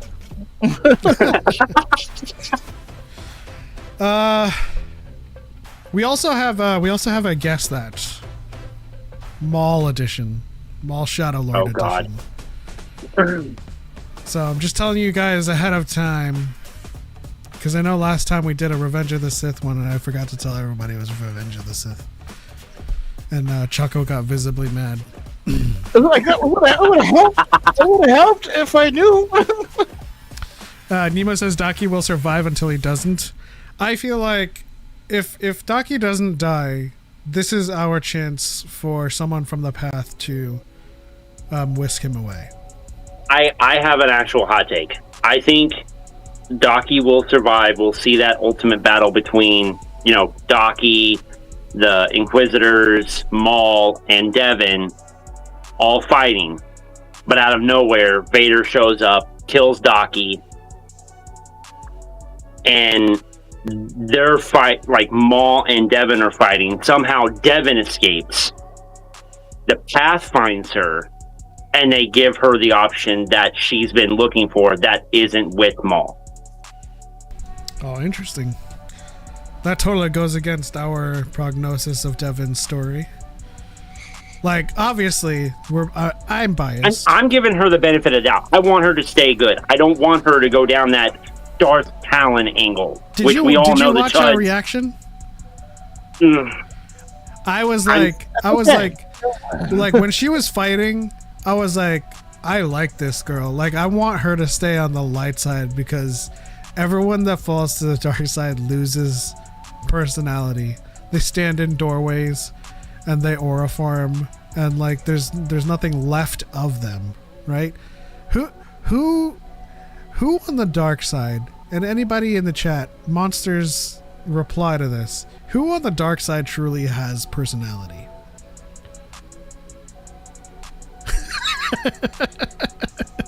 Listen, when you go to the dark side, you get some gravel in your voice. And what is? Are we sticking to only canon, or are we doing legends and canon? You know what? Reach into the toy chest. Okay. Long shot. The sun. No. I don't agree with that at all. He's brooding. He's definitely got personality. He has traits, but he doesn't have personality. It's the same with Maul. He just stands there and broods. Like when Rook shows up and reports, he's just like he's just mad. Only when he's thirsty for Kenobi does he show anything any kind of life. And you can argue in Twin Sons when he's on his deathbed and he's like finally like leveling with Kenobi. There's a lot more personality in that than he's ever shown just walking around trying to be a boss. I don't know. This show kind of adds personality to him. Maybe not to the same degree as Twin Sons, but definitely you see that age. Yeah, but I feel like that works in favor of this argument, right? Because when he's no longer a Sith, he starts to gain personality. I mean, it's the same thing, right? With it's almost like an allegory for the clones, right? You activate that chip, and they lose all of their creativity and individuality.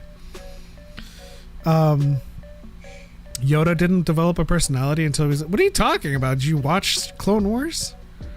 What? Who said that? That was spooky. That was Padme Lover 268. Oh my god. Honestly, like, what's the most personality you can point to with Dooku? He's just a noble that holds his chin up. Hold on. Only because it's a reference book, so I'm not going to count it as far as appearance-wise, like in either animation or live action. I'm not going to consider it. But him actually going off on Yoda and all of the council for trying not to somewhat defend Sereno. Like him actually not being a bad guy yet, but being a concerned citizen of his planet. Yeah, but that's not our argument. Is once you fall, you lose your personality. I mean, but yeah, he was this vibrant Jedi who smiled. He was playful. You know, he trained his Padawan. He fought for justice. And then, you know, he left the Jedi, still kept doing that, and then he turned to the dark side and he got really broody. He definitely shows the most personality of all Sith. I'll say that. Let's see. Phineas says, if we can count Legends, I would say Set Hearth. But Set Hearth is not a Sith. He's a dark Jedi, quote unquote. But he's basically a Jedi who used to go out. Well, he used to go out and find dark side artifacts. That's what they did, and then he started taking them for himself and then selling them and then becoming about money and the stuff. But at no point does he join the Sith, and he actually Zayla tries to make him, and he's like, "Hell no!" He's like, "I'm just having too much fun partying." Actually, to do this thing. Like that's his whole thing. During the moments where he actually becomes like a pseudo apprentice for Xana for a little bit, he does kind of lose his touch. I don't know if it was intentional in the writing, but he did kind of like become this bland person that was just standing there while Xana talked. So it's kind of like Xana aura farmed and Set was just like, I'm here. But like the first time they talked, Set had tremendous amounts of charisma. And then you have like Githany from the same book, where as a Jedi she had like personality, and then she becomes a Sith, and then she just becomes one of the Darth sexies, where she's just like, ooh, ooh, I'm sexy, and that's all. Let's see. He then says, "Flips here. You wouldn't understand. You know the goth kids in South Park. That's the South in Star Wars. Don't be a conformist to exactly like us." Yeah. I mean, honestly though, like this is my contention when people like point to the dark side about like how much cooler it is. I'm like, what are you guys doing though? You guys are like staring at a wall, angry at like the grout, and you're just like, you know. I have to head out. My kids are here, guys, but definitely want to say episodes 5 and 6 was a great step forward into the mystery that is Maul, and I think that is the perfect definition or the perfect description of what this series is, because basically no one's been able to predict what's going on. Yeah, it's a good take. Are you skipping? I have to skip. I told my kids I'd play with them, or at least help them with a Lego set that they're working on. All right, you have permission to leave. Thanks for calling. Like I said, there is no such thing as day one stuff when you have kids. That's out the window. You watch day one, Maul, dude. X-Core says Molman has personality. Not sure if he's Sith. He is Sith. But you're right. There's a little bit of je ne sais quoi when it comes to Molman. I don't know how much of a Sith he was though. Like, if I look back at the panels from Vader, he really wasn't interested in the larger, like, Sith Order cause. He said, I just want to design. I just want to create. And, like, you know what I mean? I mean, when you see a story, you see he was forced into being a Sith, and he just wanted to be an architect. But, like, yeah, no, you're right. He did have a personality, though. But he was also just a helmet. But yeah, he did. I think our chief example of this is Revan. Now, yeah, because if you think about it, especially with how we played him and how we flirted with Bastila, and you know how we told what's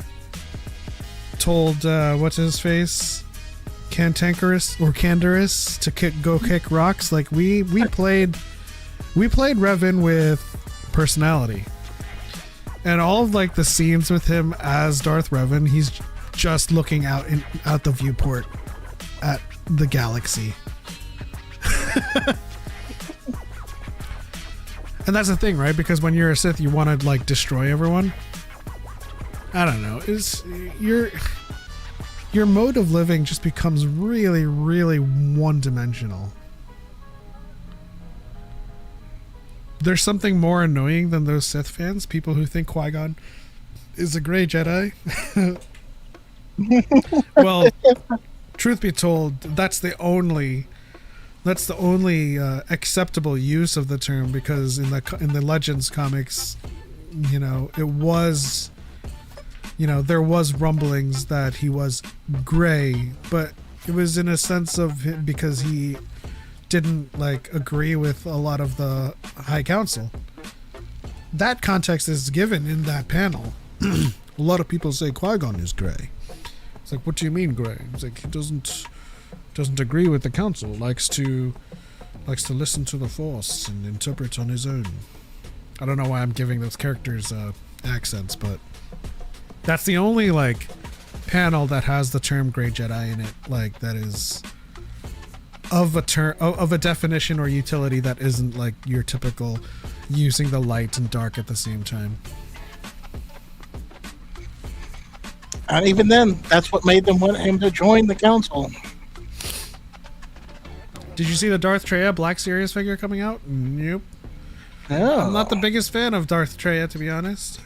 I am. Hell yeah. Hey yo. That's Choco's Hear Me Out. Does Chimera count as the stranger or nah? We don't know. What he says to Soul, a Jedi like you might call me Sith.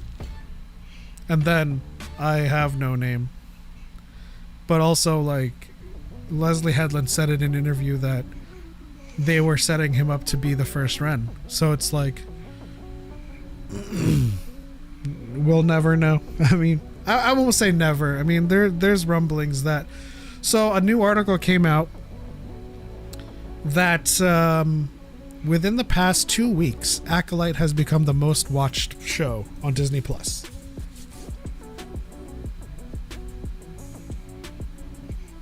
So, whether it's renewed interest or the fact that yours truly, the Dyad, has been strong advocates for the show and causing people to just be like, I need to give this another shot.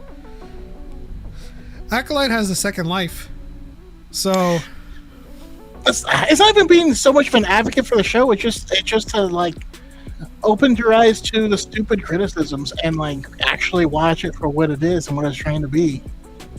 Yeah. Let me get the article. I had someone come at me because I dared to suggest that as viewership should be judged through the lens of like Disney Plus, of like, but I'm like, yeah, the amount of people who have access to it will determine how many people watch it. I don't understand. You know what I mean? I don't know. There's a weird. Nemo said, I know a lot of views came from people who watched Maul, and Acolyte was on the watch next, and I took a quick look, and I love that. I had my Disney replay the whole season yesterday just to support Nemo. Come on, man. You know what? Do it. I'm gonna start doing that. So legitimately, with the DC show Young Justice, it got canceled after season 1. And then the fans were like, no, we need more. And they rallied so much that it got a season 2. And then it got canceled after season 2. And then the fans, they were like, the makers were like, hey, keep playing it, keep watching it, keep doing all this stuff. And who knows, we might get a season. So we did that. And we got a season 3. And then it got canceled. And we got a season 4. And then it got canceled. Why did they keep canceling? They know we like it. What the hell? X-Core says, I had a dude at work that was like, it's just every other character is a woman. And I countered with, it's literally about a coven of space witches. And he said, oh, I'll give it another shot. So here's the article. Like, but to your friend, isn't every other person on Earth a woman? Yeah. This is the article from Collider. It says Disney's canceled 8-part Star Wars series officially becomes a late night sleeper hit. And it talks about Andor and stuff like that, but and then like why it was canceled. But if we scroll down, where does it say? The Acolyte has found renewed interest in the U.S., resurfacing on Disney Plus charts overnight as one of the platform's most watched shows. Overnight. So, officially, like last night, people just like freaking bum rushed the Acolyte for some reason. I don't know. At the same time, the most recent franchise entry, Maul Shadow Lord, which debuted with a perfect score, has also been performing strongly, topping the global charts. So essentially, if we look at like the data from Luminate or Luminate, however you want to say it, Maul and Acolyte are ruling the roost right now in Disney Plus, along with Daredevil. But should we talk about Daredevil? Also, shift to your right. Let's see here. Choco, you can't use real life logic with these people. That argument worked. I'll take it.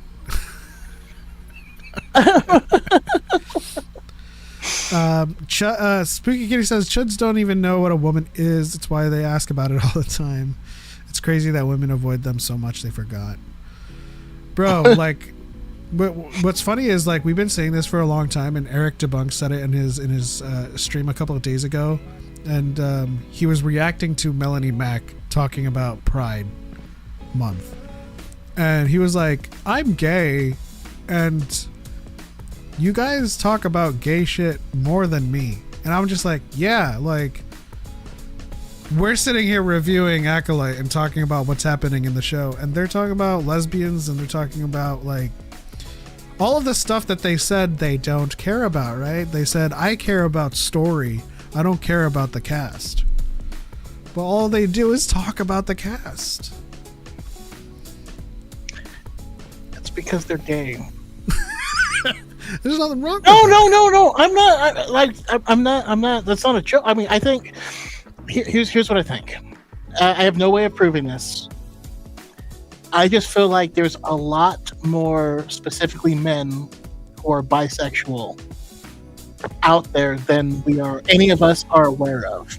And I think a lot of them become conservative, and they have these arguments of like, no, watching this stuff is what makes you gay, because that's how they feel. They watch stuff and they're like, it's getting me, and you're like, that's a you thing. That's not its fault. That's you. I feel like, you know what I mean? Yeah, I feel like with that argument, they're kind of correct in the sense that like they're being turned gay or something, but it's like, no, like none of us are. And the thing that gets them the most is He says He-Man 100% gay. The one thing that gets them the most is when I ask, when did you choose to be straight? Do you remember? I don't. And so when they like, I remember having a massive crush on the main girl in Encino Man. Oh yeah, of course. I feel like that might have been my first Contra crush that I can recall. I had a crush more on her friend. Yeah, no, I was for me it was her, and yeah, so it was little. I was like, I want that. Can you imagine as like a 6-year-old Choco being like, I want that? Man, the biggest tell is when they think people can be convinced to be gay. Oh, jeez. But that's the thing too. Like, I love this not new thing, but I love this about what Choco said, because like they're also the ones that like are the most uncomfortable with commenting on like on men's looks. But then they're also like the ones that like promote men's looks the most. You know what I mean? Like looks maxing and stuff. I don't know, man. Hey Connor, new camera angle. I'm moving it around my setup. That's actually going to give me more room in my physical room. But I didn't finish, and I just kind of slapped it all back together so I can jump back on stream. So I'm actually trapped here. So yeah. I do feel like some people can be seduced to be gay and they choose to give it a shot and realize something about themselves. Well, that's largely what we're saying. I think, like, see, I've always known and believed that your sexuality is baked into you, and you don't turn gay, you just realize it, you know. Sorry, I'm just thinking of specific celebrities that we found out and everyone's like, well, yeah. You know what I mean, even in my sister is gay, and when she came out I was like, oh yeah. Adam Driver and Daisy Ridley could 100% pull people either direction in TLJ. No, I believe. Listen, the reaction I saw, that people had to TLJ, specifically like the bisexual people I know. The only thing that supersedes that is people who watch The Mummy. What I say to that is, if you could be pulled in either direction, you're bisexual. And there's nothing wrong with that. Like, I'm not attracted to Adam Driver. And there's no man that, like, I think he looks like a wet dog. There's no man that makes me question, like, you know the meme or the joke where he's like, they can make me straight or something, or they can make me gay. Like, there's no, like, if I'm speaking realistically, there's no man that will make me feel that way. But I'm also 100% secure in being able to recognize that a man can be good looking. You know, we know how you really feel, Pep. List all of the people that I feel. How many wives do I have? I already gave Choco Adria, but I've got and then I gave you Robin. I felt like that was fair.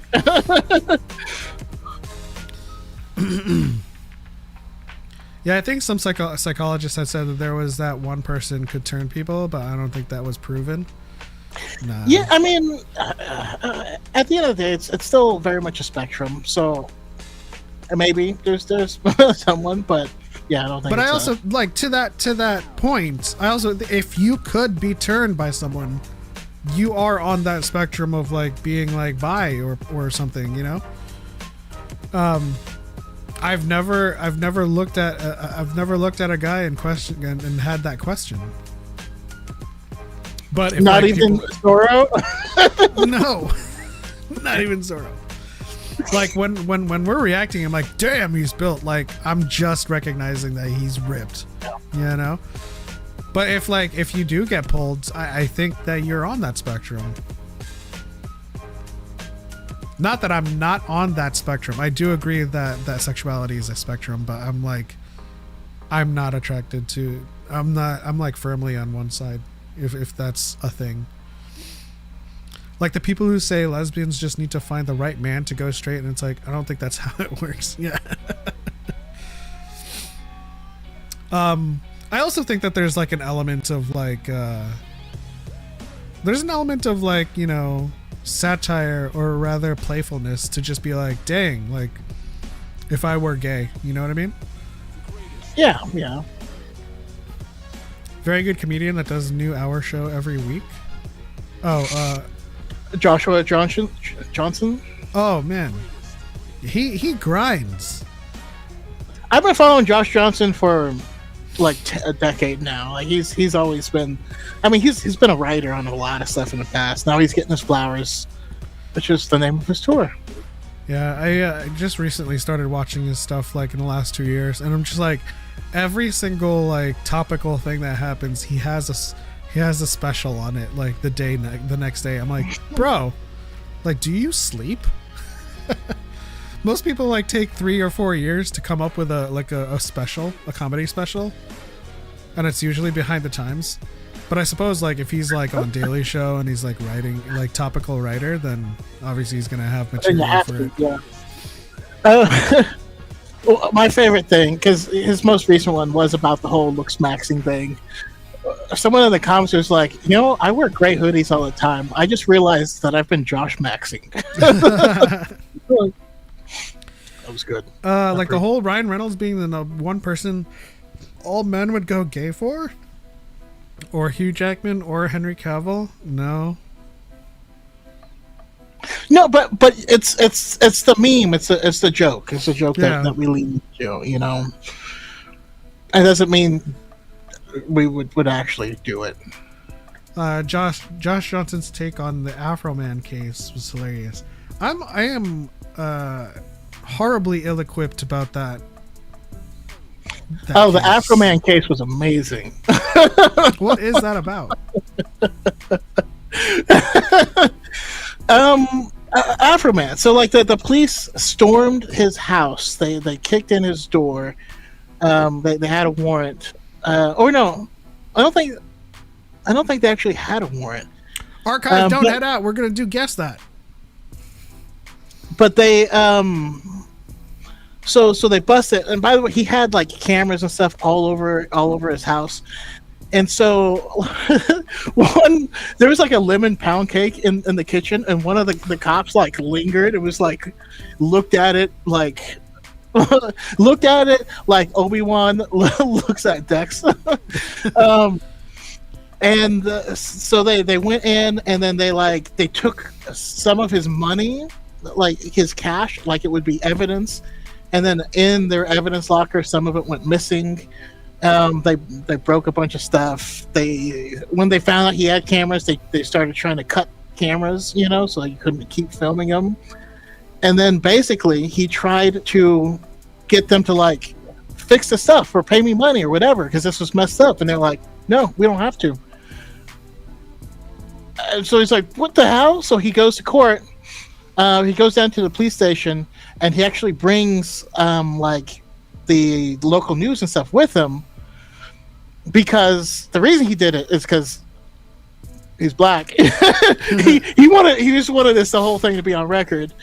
But yeah, they wouldn't do anything about it. So what he did is he made a whole album, and every song is just about the cops that raided his house. So there's a song called like Lemon Pound Cake, and it's all making fun of this officer in the cake.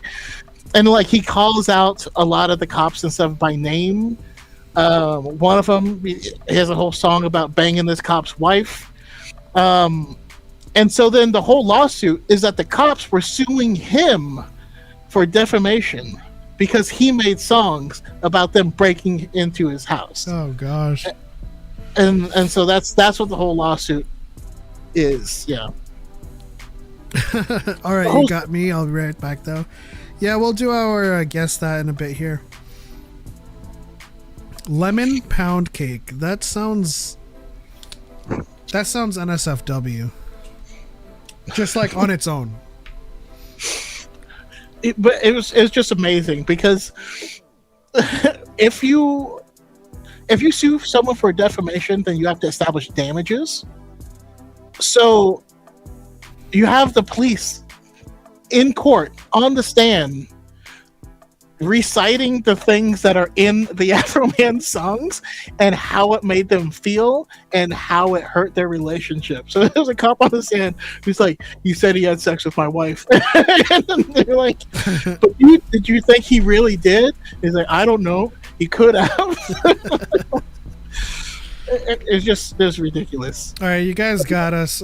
Let's react to Lemon Pound Cake before we get into this guess that. Have you I assume you've heard this. Yeah, I've heard it. Yeah. All right. This is what we do now, guys.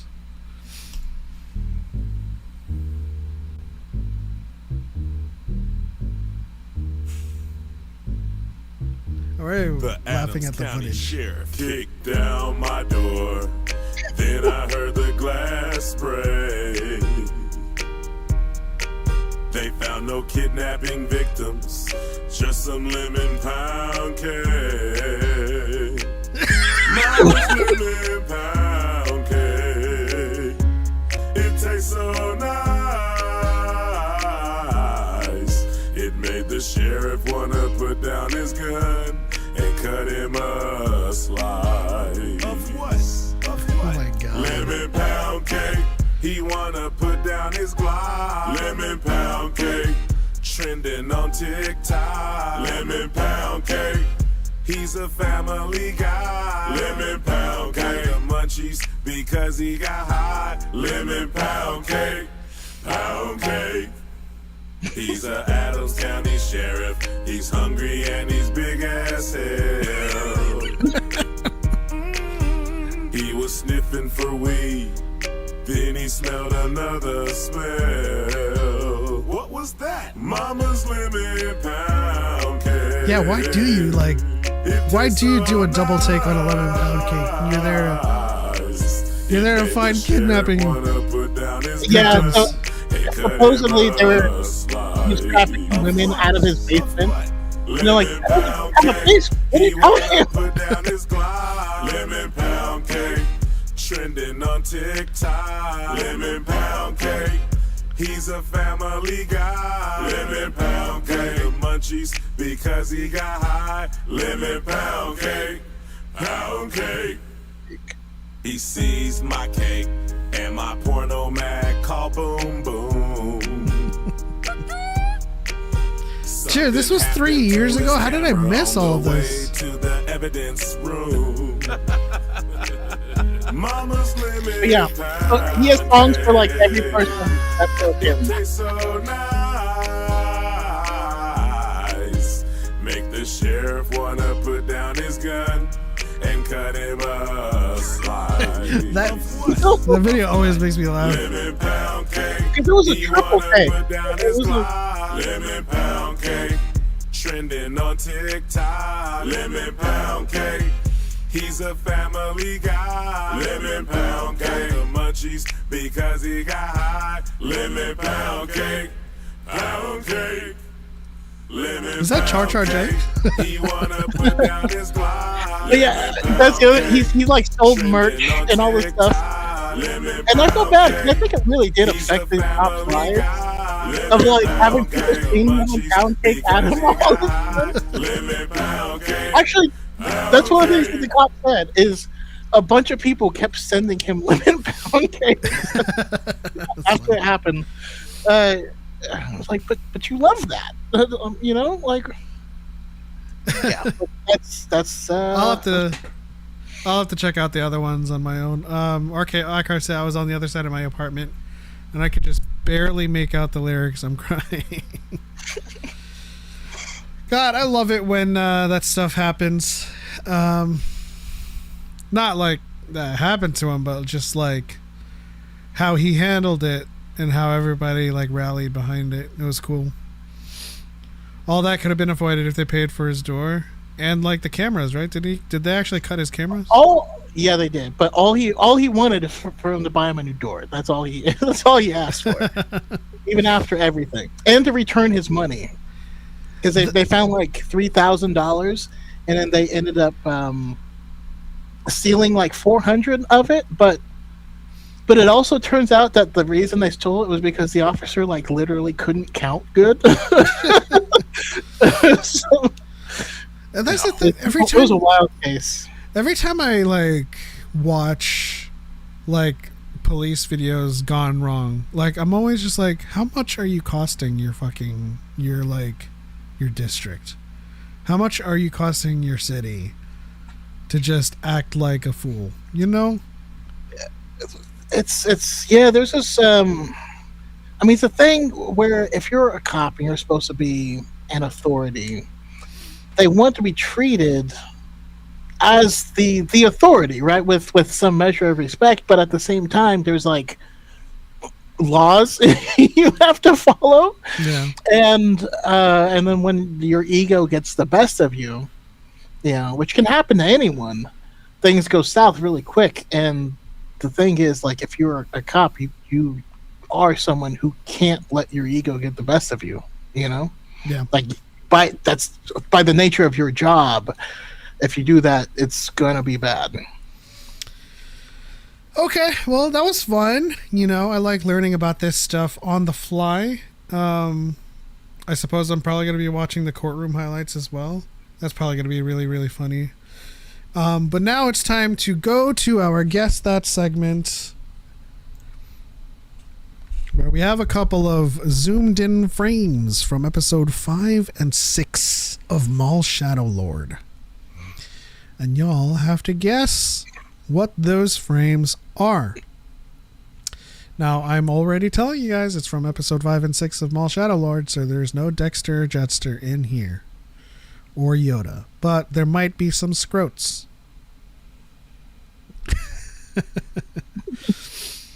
Alright. Alright, monsters in the chat. Let me know when you guys are ready for your first frame. Oh, I'm going to lose this so hard. Nah, come on. If you've watched Maul Shadow Lord, some of these frames should look recognizable.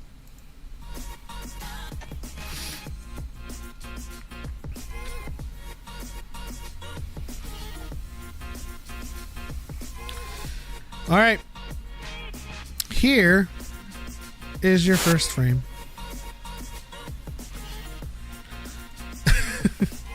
It's just black. Hold on.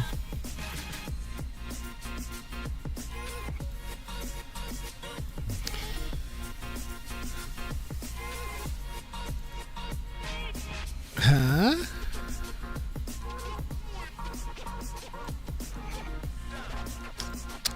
Well, hold on one second. Why aren't they showing up?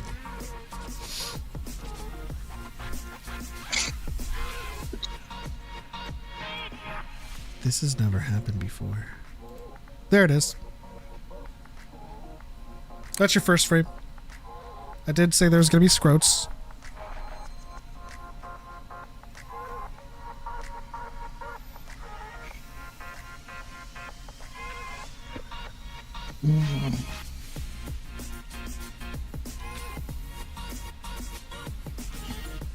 Okay, there we go. It looks like Predator vision.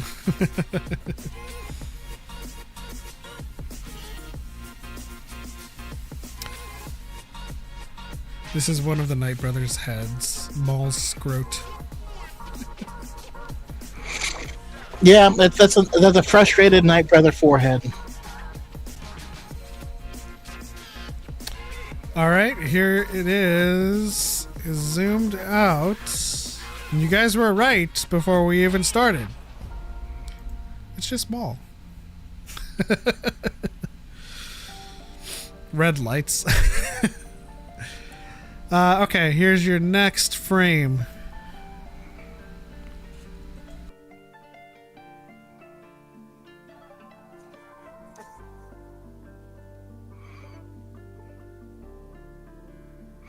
That's how Officer Snaps.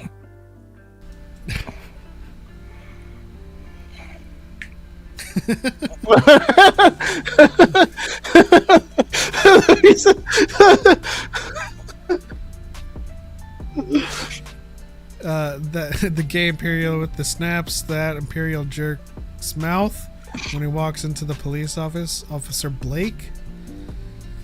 Blake says archive. This is Blake. The first thing when he snapped, I was like, man, you gotta go back. I have to make sure. Alright, here's your next frame. A little bit more ambiguous.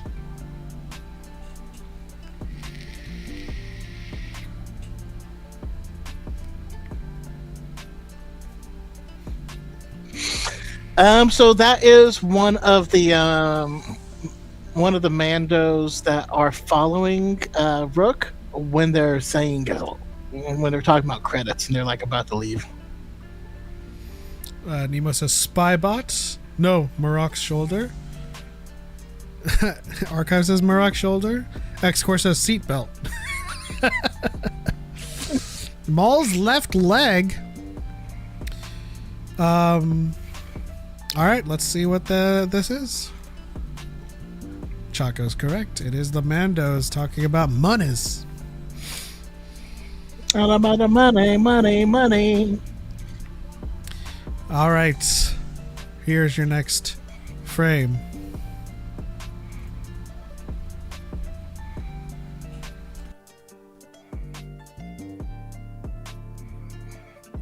This music is getting me though. Got that Spanish guitar, but that beat. Okay, Master Iko Diki Daki. Iko Diki Daki. Iko Diodaki. Iko Diodaki. Smart guy says Master Ewok Diodaki. Nemo says the Mythosaur. It is. It does look like a ram skull, you know? It is Iko Diodaki. Master Takis. I like how this time you made them so that we can actually see what things are. Makes it more. I wouldn't speak too soon. Uh-oh. Next frame is.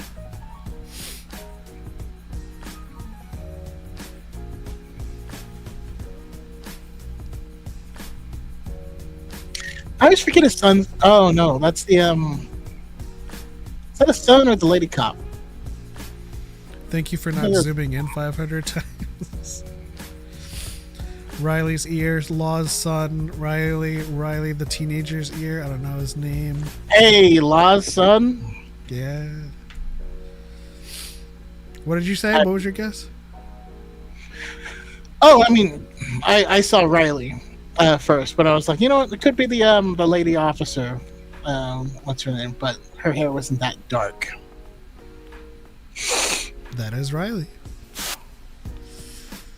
Very job well done, Dyad monsters. That's a frame of $1 do if I have guessed. Rip Lady Cop? No, not Rip. Listen, she's on a farm upstate where she has all the room to play. She was for all transferred. Activities. She's making Death Star parts. Damn. Damn. She's making friends with Dedra. She's on program right now, bro. All right, next frame. The Bob Not 2000s boy band. Okay, that's fair.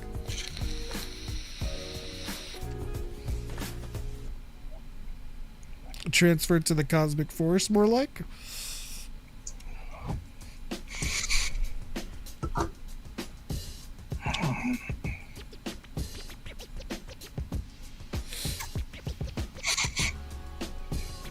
That's mommy bootleg.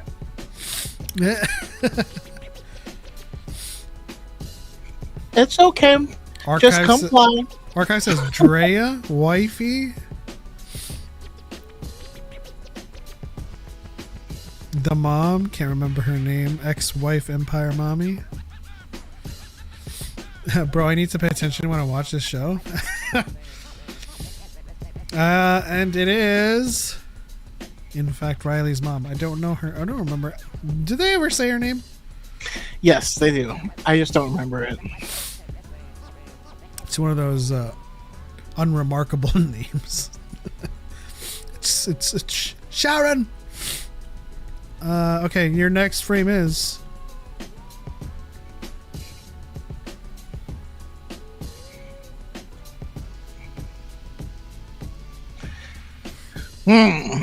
Hold on.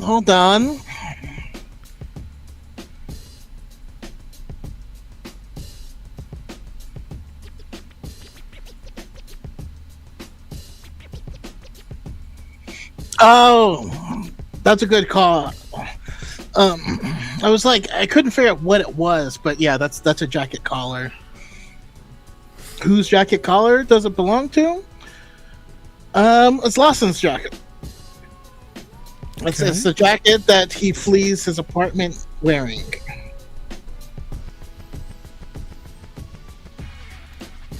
It is In fact, Lawson, but yeah, Lawson's collar is what was zoomed in on. I feel like I've made this quite easy by putting the family next to each other. That one, I couldn't tell what it was until someone said collar, and I was like, oh, yeah. Me who saw hair. Oh, there was hair in there, right? There was, no. No, I saw hair too. It looked like a weird part, and like someone has weird McDonald bangs. All right, your next frame.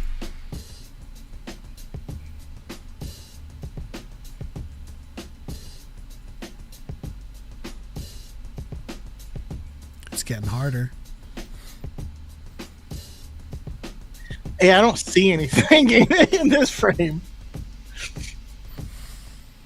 That's because I chose not something that is center. All the closest thing I can see in this frame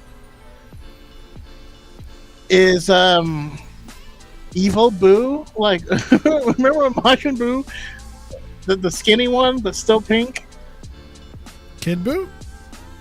But not Kid Boo, the tall one. Oh, it's just Boo. Right? It's just Boo. Yeah. That's funny. Is that a Devon tendril or is it Casino Lady? Well, this is Marrok.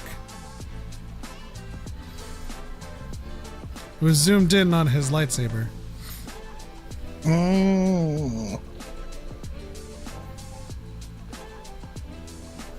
Hey, I got it.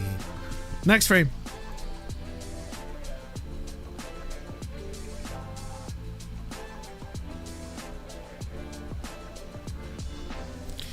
Also, guys, don't forget to give this stream a like. 2 boots. 2 boots. Give us a thumbs up.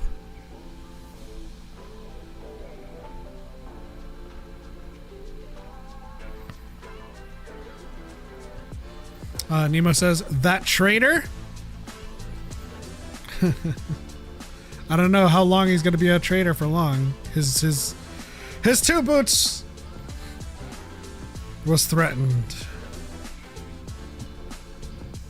That was 2 boots' chest. I still maintain, like, it's going to be like, listen, I draw the line at my boots. It's like, my boots are not Jedi. Next frame.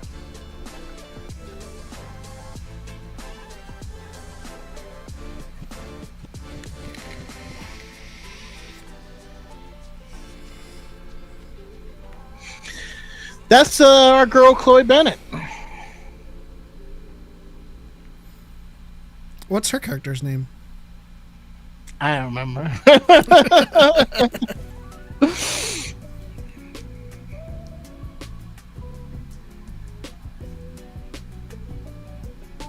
Nemo says this one's Devon. That's the casino lady. That's Rihanna Sewell or Rena Sewell. But I also think I see a wedding ring. Interesting. Perception. That is... I forgot her name too. Casino lady. I think I'm going to do something less difficult. I'll let you know when I'm done climbing the Empire State with suction cups. Don't worry. We only got a couple left. This should be easy, right?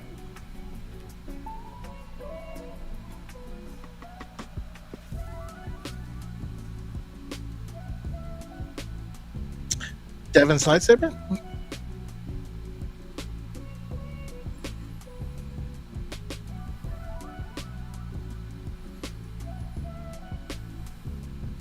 And Nemo's like, okay, this one should be Devon.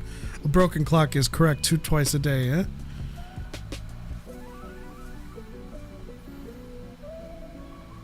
It feels too obvious. This must be a trick. That's a you problem. Spooky says Darth Talon's lightsaber. I see what you did there. That is...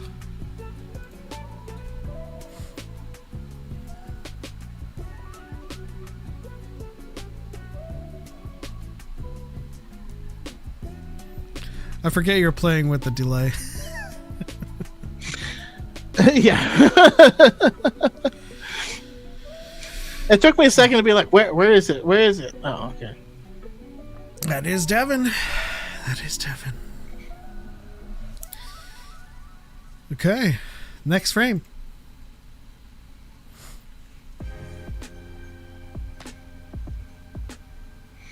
Hey, our favorite little cat.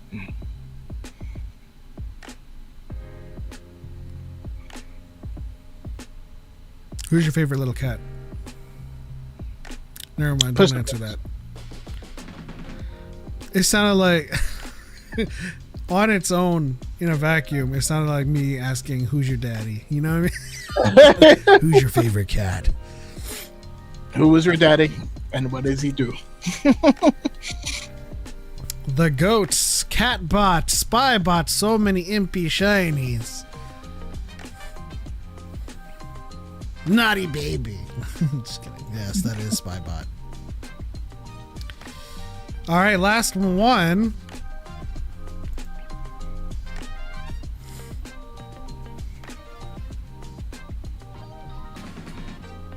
Hey, there's my goth lesbian girl.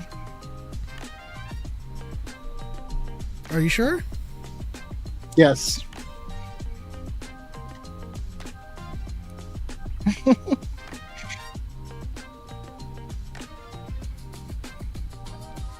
Sergeant Armguard.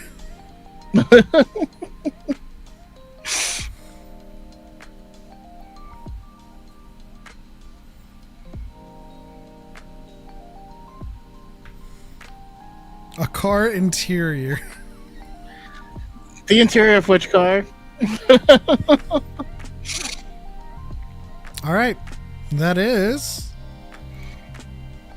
Well, we're covering the part that was zoomed in, but that is request. So the Rook isn't the armorer, right? No. Tis not. But apparently everybody thinks that's their mommy. Mommy. Sorry, mommy. Sorry, mommy. All right. I think it's about that time. Good job, monsters. We'll have another one, of course, next week.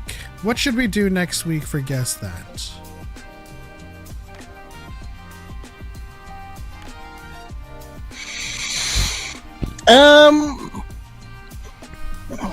I mean, we're watching Maul. You know, let's So yeah, why don't we keep it in the Maul family, and we'll do like a pixelated run. Okay, we'll do a Guess Unless That. you guys want to do Mandalorian and Grogu, but it would have to only be from trailers, so we wouldn't know people's names and stuff. Yeah, I think we.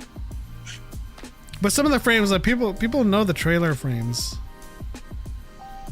There's only so much I could grab from the trailer frames. Let's do the Phantom Menace for Maul's first appearance. You know what? We're gonna do all Maul media. How's that? Jeez. If Maul's in it, we can draw from it. Well, okay, if Maul's in it, I'm just about to say, it's like then everything's gonna be Maul. Shout out to Kenny Heron in the chat. I've only seen up to episode 2. That's okay. We're just about done with this episode of Dyad in the Force. No spoilers has been revealed through that Guess That game. So I suppose next week we'll do a pixelated version of Maul episode 7 and 8, which is the final 2 episodes, which is weird. It's only been 4 weeks.